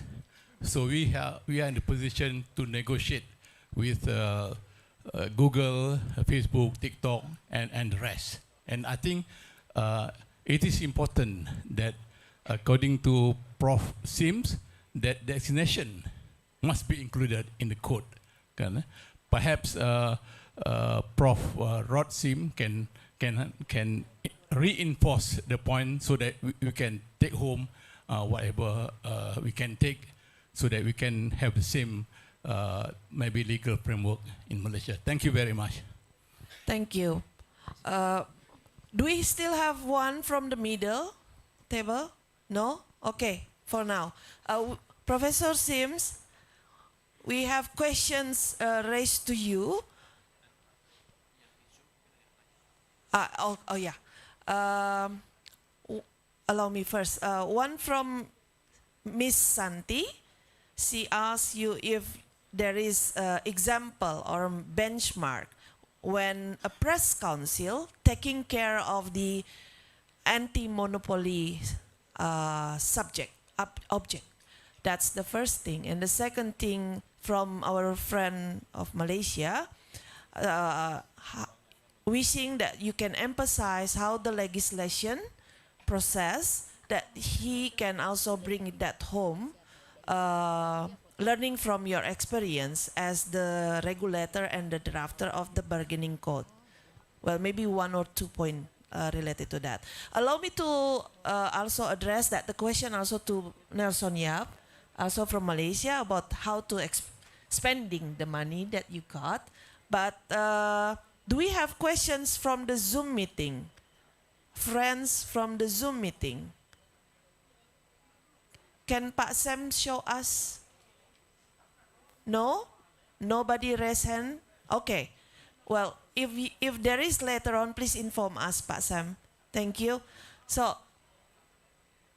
Professor, time is yours, please. Okay, can you hear me all right now? Yes. Okay, so the Press Council in Australia does not have a role in the code, and really there isn't much role for, well, there's role for 2 regulators in the code. Our media regulator, called the Australian Communications and Media Authority, it registers media organisations to be eligible to participate in the code, and then it chooses a panel of arbitrators who would arbitrate if called on to do so. The ACCC, the competition regulator, the equivalent in Indonesia is the KPPU, if I remember the initials well enough. We make sure that the companies, Facebook and Google, comply with the terms of the code. So if they were not to negotiate, if they were not to accept the arbitration, then we could take them to court and there would be huge penalties attached to them. And if they kept not doing it, the penalties would continue and they would ultimately be in contempt of court. So those are the 2 roles being played by regulators in Australia. The Press Council in Australia does not have a role. As I mentioned earlier, Facebook and Google decided to do deals without being designated to avoid designation. So none of those provisions were ever needed, but the objective was achieved in the sense that deals were done, and the only objective of the code was that deals were done between Google and Facebook on the one hand and media businesses on the other. Now, in terms of the second question about how was the money distributed, it was negotiated by each media company or groups of media companies. So we have 4 large media companies in Australia: the Australian Broadcasting Commission, what's called 9, another organisation's called 7, and then we have News Limited, owned by Rupert Murdoch. So we have 4 main media companies. We have a whole lot of other media companies, some doing regional media, some doing multicultural media, as we talked about earlier, and then The Guardian, and a massive range of small media companies. They all did their own, either they negotiated individually or they negotiated separately, and the money they got came out of those negotiations. So there was never a question of government intervening in determining the amounts or distributing the money. It was up to individual negotiations. If Google and Facebook had not negotiated, they would have been designated under the code, and again, the money would have been determined by negotiation, or if that failed, arbitration by arbitrators who determine how much the Australian Broadcasting Commission got, how much Nine got, how much Murdoch, the News Limited got, and so on. So this was the whole purpose of the code, was to facilitate equal bargaining between Google and Facebook and the news media businesses, and that equal bargaining was brought about by ultimately the right to go to arbitration to get an arbitrated outcome if deals couldn't be negotiated. So it's all about individual deals, not government intervention. I hope that answers at least the main questions, but happy to elaborate if I haven't dealt with everything there. Thank you. Thank you, Professor. So the question been answered already. Next, Nelson, do you?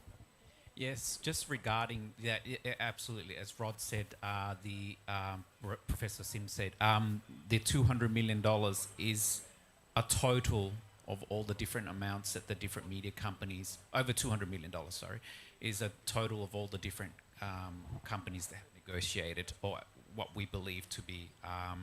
So in terms of our 24, we can't reveal how much we got because we signed an NDA. And so did the other media companies too.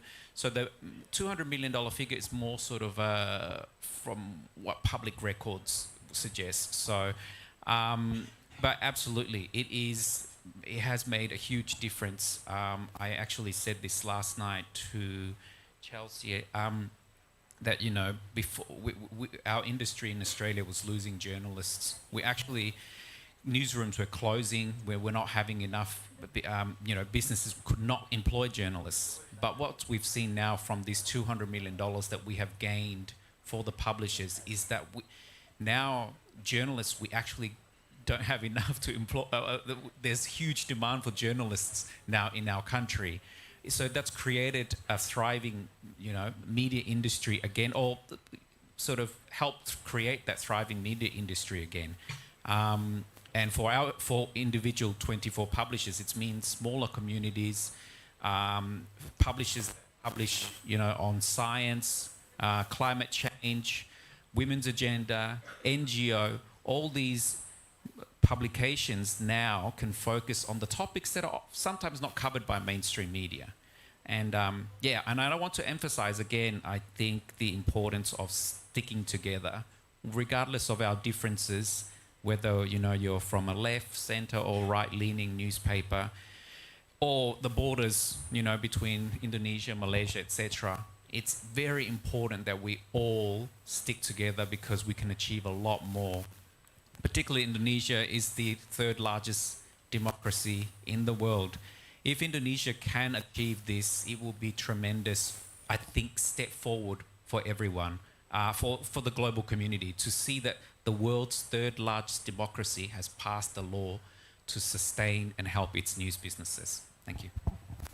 Thank you. Very kind word. Pak Agus, Dr. Agus, please. Yeah. When we meet with colleagues from UK, AU, and also from Australia, they always talk about the need of networking, the need of work together, dealing with the giant global digital platform. So, and we already discussed this idea with a friend from Cambodia and also from another country when CIG have a general meeting in Bali last year. So and of course we can share our draft for you. And I think Indonesia and Malaysia is a unique entity in this thing because we have quite similar language. I think we need, for example, the idea to set up search engine in Bahasa Melayu like that. So we have unique relation, and I think if we can work together in this context, how to build fair, balanced, and transparent economy, technology, and news relation between publisher and the giant global digital platform is very important. So because the Google, Facebook is the giant one, the giant. So I think it's also a story, experience from Europe when Spain and also France try to negotiate with Google, Facebook. They also have similar problem. So I think we need to mainstreaming the idea of bargaining code, publisher right, Digital Economy Act, Digital Business Act, that's still ongoing process in EU now. So what we call in Indonesia is try the domestication of digital platform. How the government in national entity try to create some regulation, new regulation, to domestify, to regulate the digitalization, transformation digital in every single country. So I think because we need more information, we need more discussion about it. I think the idea to establish the caucus or lion of media association across country in Asia region is, I think, very contextual and very important. And hopefully we will meet again in this kind of discussion, in this kind of meeting to try to realize this idea. Thank you. Thank you, Pak Agus, to respond to the questions. Do we still have question from the Zoom room? Pastor? No? Okay. So our friends from Malaysia, Timor-Leste, Myanmar, Cambodia, and Thailand, maybe if you wish to have a more intense discussion, probably we can have one-on-one later on. But for now, I will open again. If in the room there will be another questions by the floor. One. Is Ibu in the next slide also want to raise question? No? Oh, just doing. Okay. Okay. Pak, please. Hi, my name is Neil. I have two questions. One for Nelson and the other one for Pak Dahlan. First, I would like to ask Nelson. I think the microphone is not. Yeah. Can we move? Oh, okay. Thank you. Well, it's Mr. Neil Pop anyway. Yes. Yeah. Medanis. Please, Pak Neil. Sorry about this. My first question goes to Nelson. I'm quite excited with the 200 million plus amount that you receive from the platform during the 6 months negotiation, right? It's quite a short period of time that you can get additional 200 million Aussie dollars for the publisher. I just want to know what is the amount, the total amount of the expenditures in Australia, especially from the online. Because as Pak Agus mentioned earlier, that here in Indonesia, the revenue sharing ratio is 70%, 70 to 30%. So using that formula, whether that formula also applies to get the 200 million Aussie dollars additional revenue.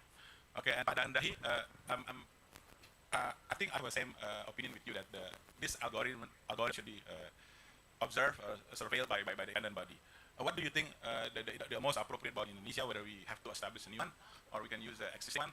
Because what I know from draft submitted by the Cominfo, that I think Santi mentioned earlier that it will be regulated under the Press Council, whether the press, I believe, has no authority to regulate business issues of the publishers. Thank you. Hi. In terms of revenue, digital advertising revenue that the digital platforms make in Australia. I just quickly Googled, and Google makes about, I think last year was, up until May 2022 was 1.4 billion Australian dollars, and Facebook was 1 billion Australian dollars. So I am not aware of the sort of digital advertising revenue sharing that is in Australia. I'm not sure how that goes. But in terms of the $200 million that all publishers, we all secured across Australia, that is, it comes down to individual negotiations. So it's very difficult to say what each individual publisher or group of publishers, how they negotiated with them to arrive at whatever amount that they did. Obviously, Google and Facebook have their own formula on what they think each publisher should get, and then the publisher would then say, well, actually I disagree or I agree, and then you go back and forth. And so, but there is no specific model, and I suppose if the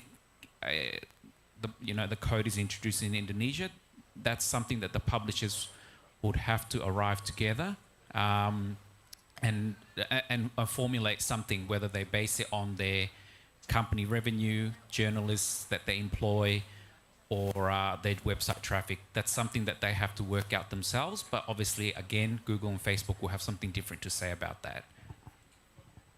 Could I just add something? Is that possible? Yes, of course. Please, Professor. Yeah, so there is some revenue sharing in Australia. So I think, and I'm relying on my memory here, but I think YouTube shares advertising revenue, which is why they weren't included in the as up for designation. It was just restricted to Google search. The information showing the above $200 million,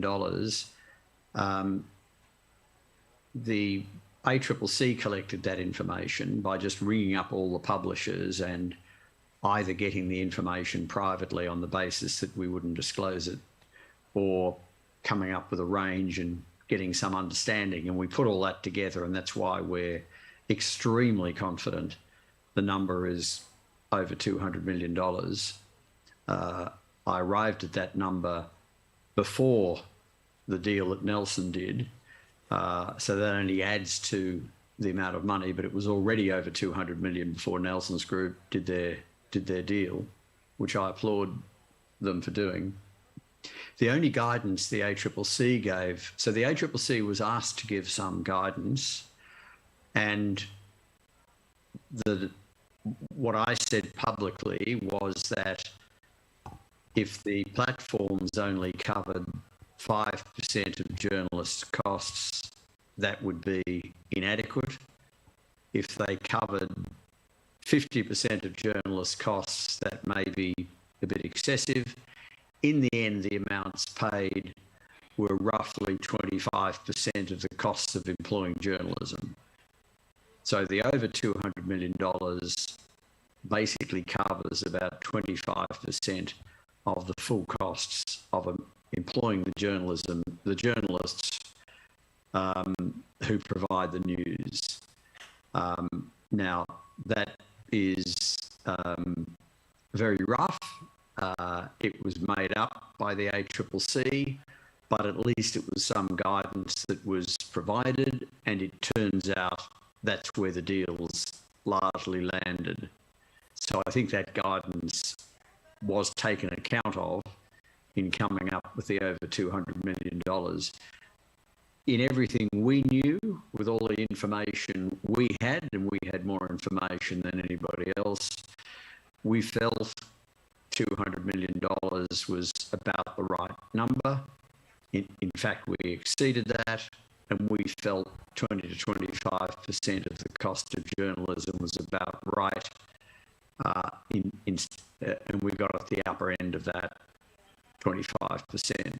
So that was as much science as there was, trying to give as much guidance as we could.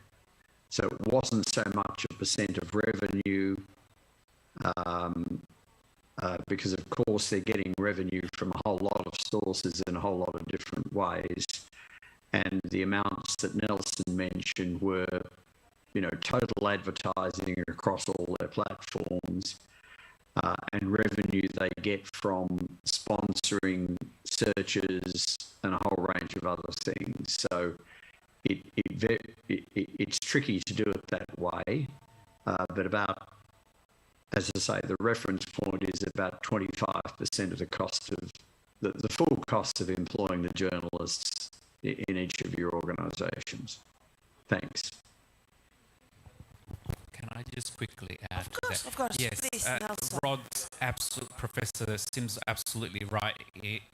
His figure was 200 million was before when our 24 publishers secured our agreement, which, by the way, is thanks to Rod Sims.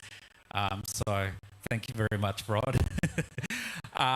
And also the Mindaru Foundation, who helped represent us. So absolutely, it's that $200 million figure was before we signed our deal. So that's a very conservative. You can pretty much say that it was over $200 million worth of deals have been signed. That's per year, by the way.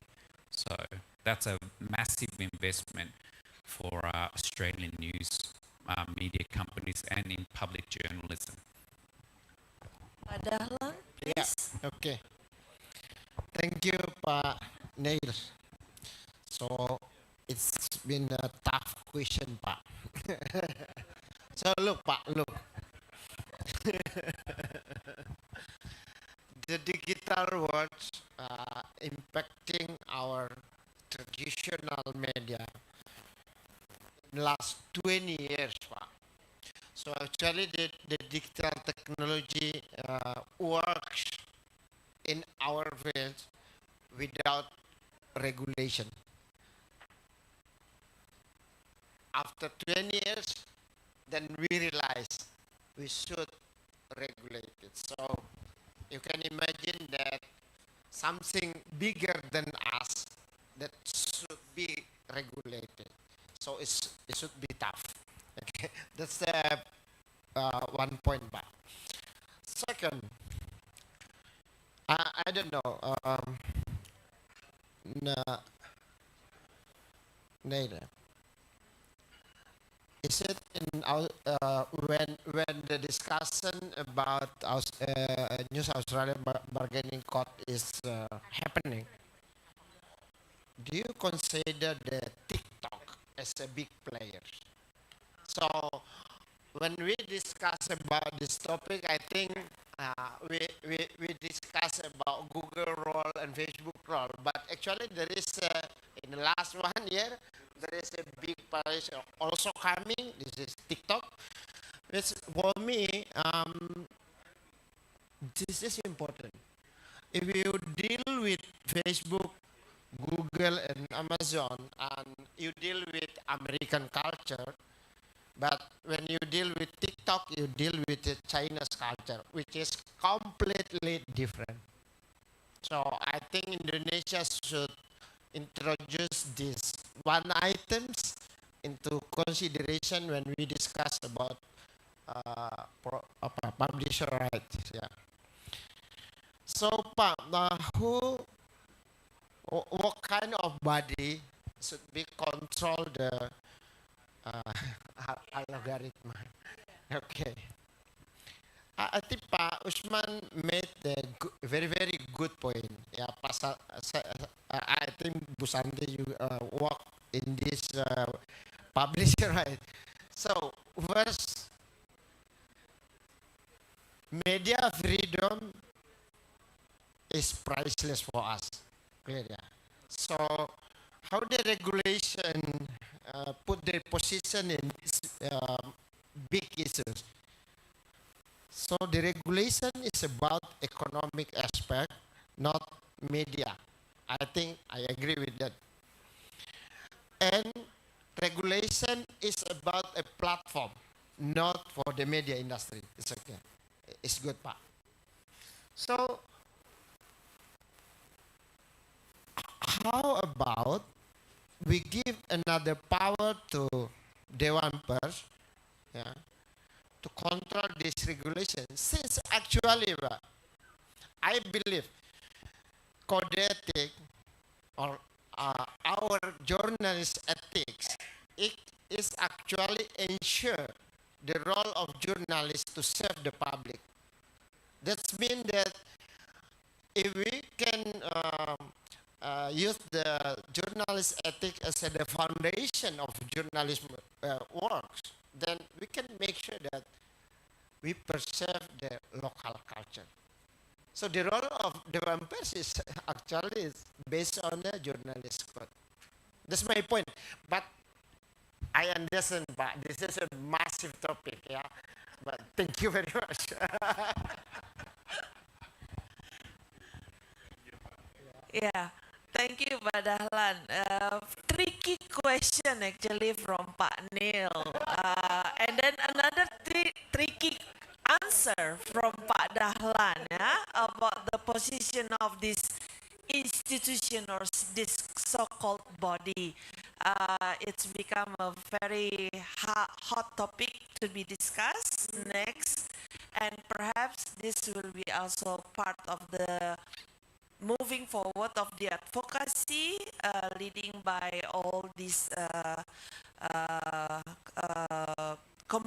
media community, and not only in Jakarta, because it's also encouraging the local media. Pak Nelson, perhaps when you said the experience from your organization, you said independent and local news publishers. So perhaps one explanation about that, because in this room right now, we have not only media owners from Jakarta, but we also have media owners from other provinces across Indonesia. As Pak Dahlan said, from Aceh to Merauke, it's 5 hours flight, like Melbourne to Hong Kong. So please. Definitely. Thank you very much.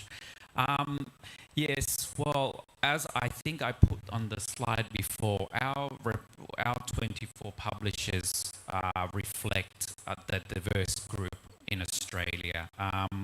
From our group, I think on the list there was Yanchep News, which was a very small newspaper in in a regional town. I would say it's about 15,000. So it's a very small regional town. So that's the only paper in town. And then there's Narracourt News as well, which is part of our group. So again, they represent around 15,000, I believe. Now, Narracourt News was actually started after ACM, Australian Community Newspaper, closed down their newsroom in that town. So the owner of Narracourt News realised that there was no local publisher to provide local news anymore to all the people who live in that area. So he started the publication Narracourt News, and then to serve the community. And then we've got also Australian rural and regional newspapers. So again, all of these small regional towns, often they don't have big newspaper presence in their towns. And sometimes when they do get news, the news is very metropolitan orientated.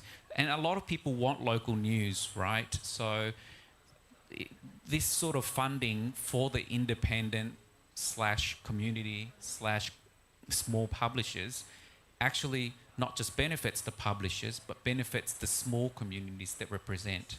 Yeah.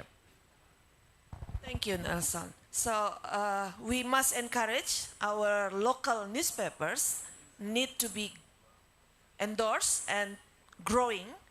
As what Pak Dahlan also said, Tribun also coming from very small and combined to be together as a network.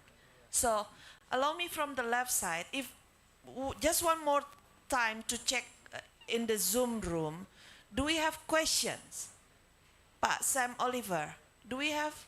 No? Okay. So From the Zoom room, nobody raised questions for the speakers and the panelists, and Professor Roth still with us. But actually, the session allow us to end by 12 noon. But because there is no more questions for now, and perhaps you prefer to have one-on-one dialogue with the speakers here, sometimes shy maybe, yeah? Nelson is very kind to be open with us. We may continue one-on-one dialogue after the session finish.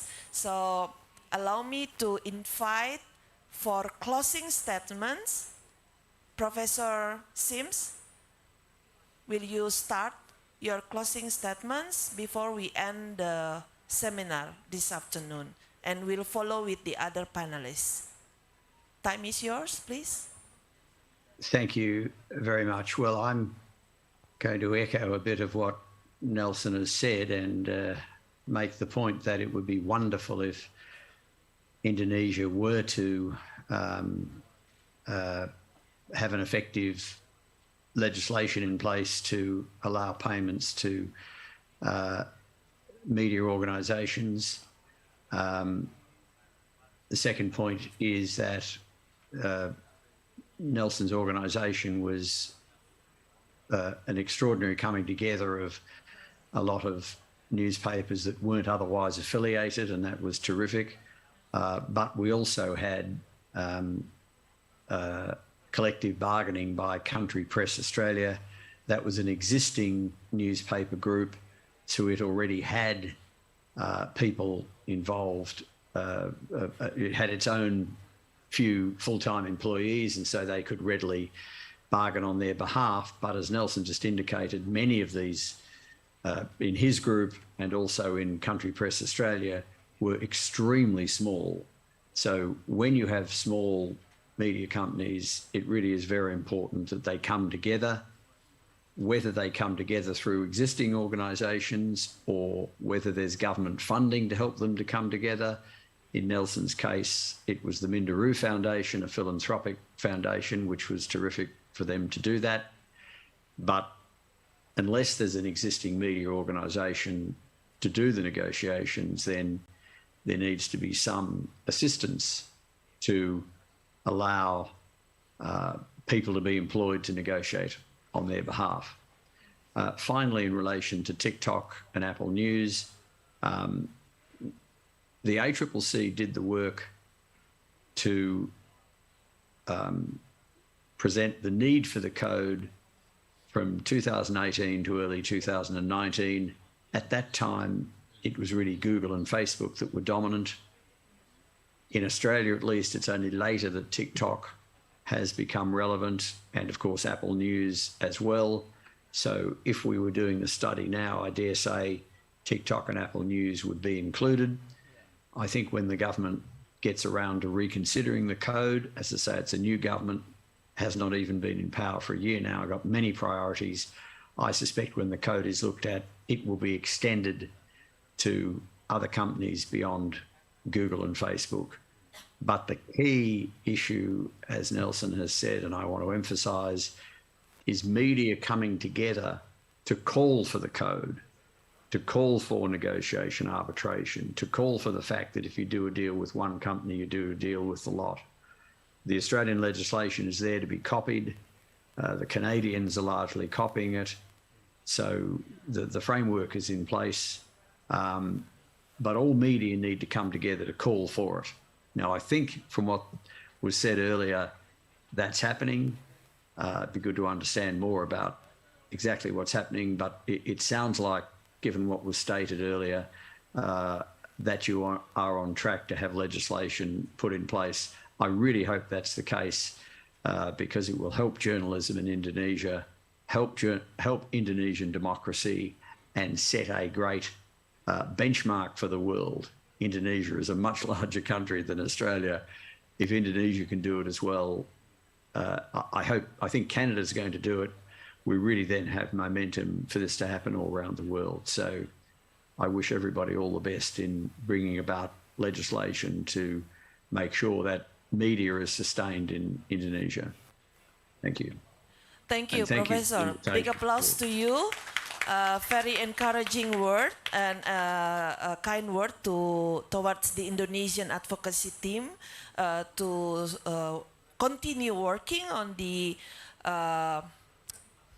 advocacy to have the press regulation. I mean the bargaining code version of the Indonesian version to be happen soon. So very good time for you, Professor, and enjoy your holiday. Really thankful for your time with us. But I think we can let you go now for you to continue your holiday with your family. Thank you very much and have a good evening there in New Zealand. Bye-bye. Thank you very much. Yes. Thank you. All the best. Yes, thank you. Dr. Agus Sudibyo, allow me to use this opportunity that Professor Rod Sims just mentioned all the best with the work that you have done with your colleagues. But let's say that probably the lesson learned from the Australian, as mentioned by Nelson and Professor Sims, that perhaps it's still become the best moment, the best time for Indonesian to encourage and pushing forward the advocacy not only with the government side, the minister side, but to make sure how the community come together. So your closing statement on this probably. Thank you. I think it's depend Pak Nil, Mbak Santi, and Pak Dahlan. Let me speak in bahasa Indonesia because mayoritas ini audiennya berbahasa Indonesia, jadi saya ingin di akhir ini ngomong bahasa Indonesia. Jadi pada teman-teman pers, pengelola media semuanya, jadi tidak lama lagi insya Allah kalau Bang Nil mengizinkan, kita ini sudah punya regulasi yang mengatur negosiasi antara media massa Indonesia dengan platform global, Google, Facebook, dan lain-lain. Insya Allah ini tidak lama lagi. Ini saya dapat kabar dari ring 1,5 ini, dari istana. Iya, ring 1-nya Bang Nil soalnya, gitu.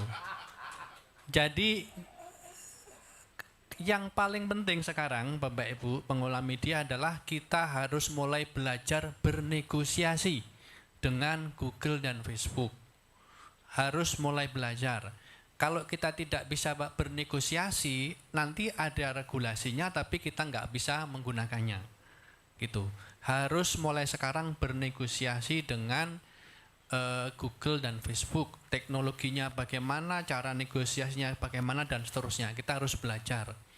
Nah, dalam konteks ini, belajar dari Pak Nielsen tadi yang di Australia, untuk media-media lokal dan media-media kecil lebih baik negosiasinya kolektif, bareng-bareng. Dan untuk itu asosiasi yang harus berperan. Asosiasi itu bisa SPS, bisa PRSNI, bisa ATVLI, bisa AMSI, JMSI, dan lain-lain. Nah, mereka yang harus membantu anggotanya bagaimana mempersiapkan diri menghadapi keadaan baru di mana media di Indonesia memiliki peluang untuk menuntut Google dan Facebook, berita yang kalian bikin tuh ada nilainya. Berita kami yang kalian gunakan tuh ada nilainya. Nilainya bagaimana? Mari kita hitung bareng-bareng. Jadi Bapak Ibu sekalian, itu yang sangat penting untuk kita siapkan bersama-sama, yaitu belajar bernegosiasi menghadapi Google, Facebook, dan lain-lain. Itu. Nah, mari ini kita menjadi kesadaran bersama, menjadi persiapan bersama kita. Gitu. Yang terakhir tadi Pak Ketua itu minta saya, Gus, itu acara yang bagus ini kamu harus tutup dengan pantun. Pusing saya, pantunnya kayak apa gitu. Akhirnya saya bikin-bikin ini. Beli toga berbonus roti, pohon kurma berbuah ceri. HPN 23 membangkitkan negeri, Sumatera Utara selalu di hati. Lanjut.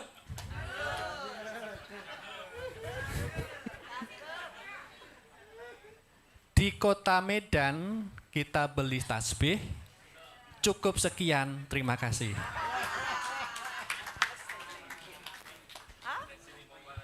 Oh, mau balas. You want to respond it? Oh, our friend from Malaysia. Ini lokal perspektif. Oh, from Sabah.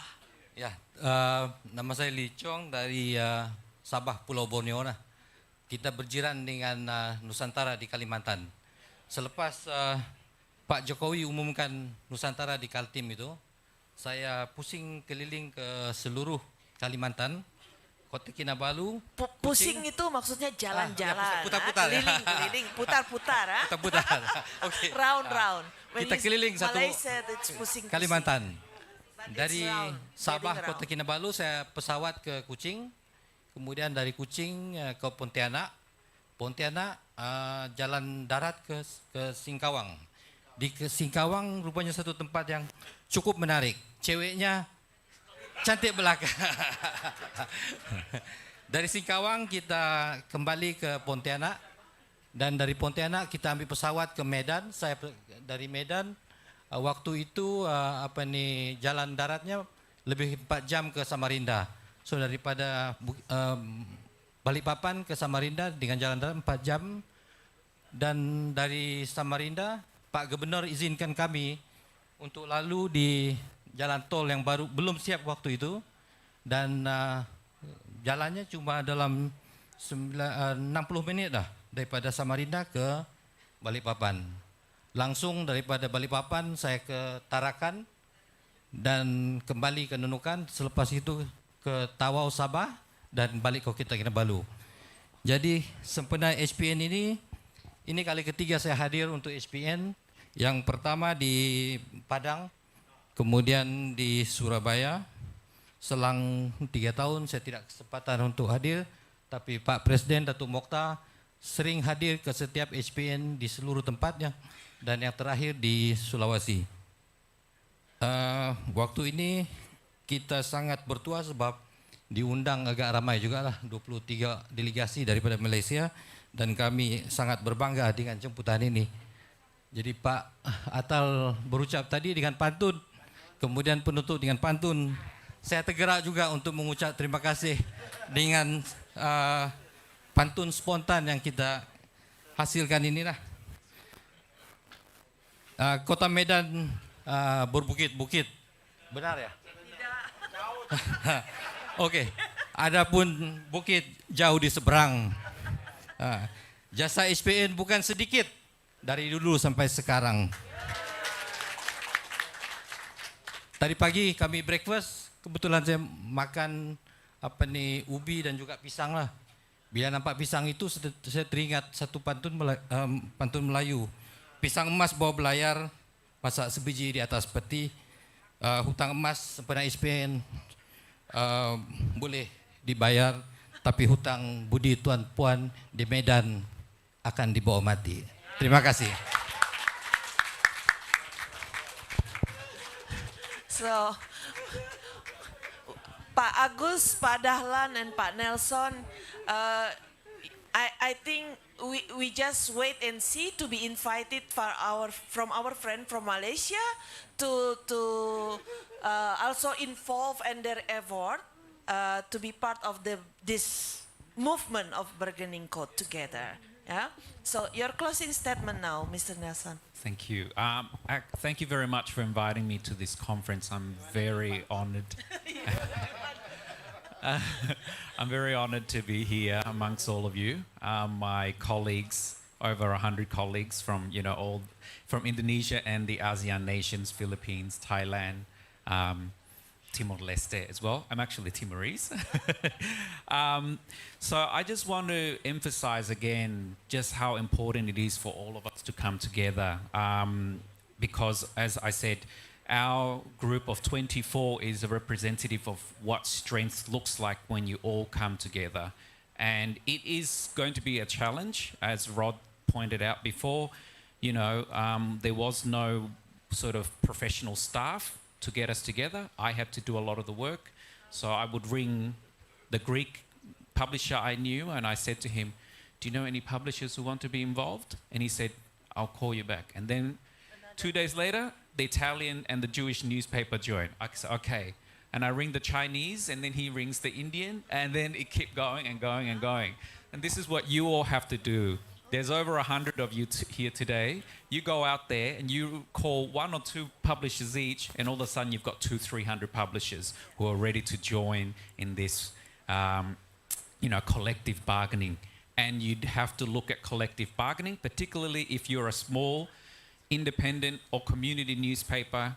Collective bargaining is the approach, the best approach for you to get secure funding from Google and Facebook.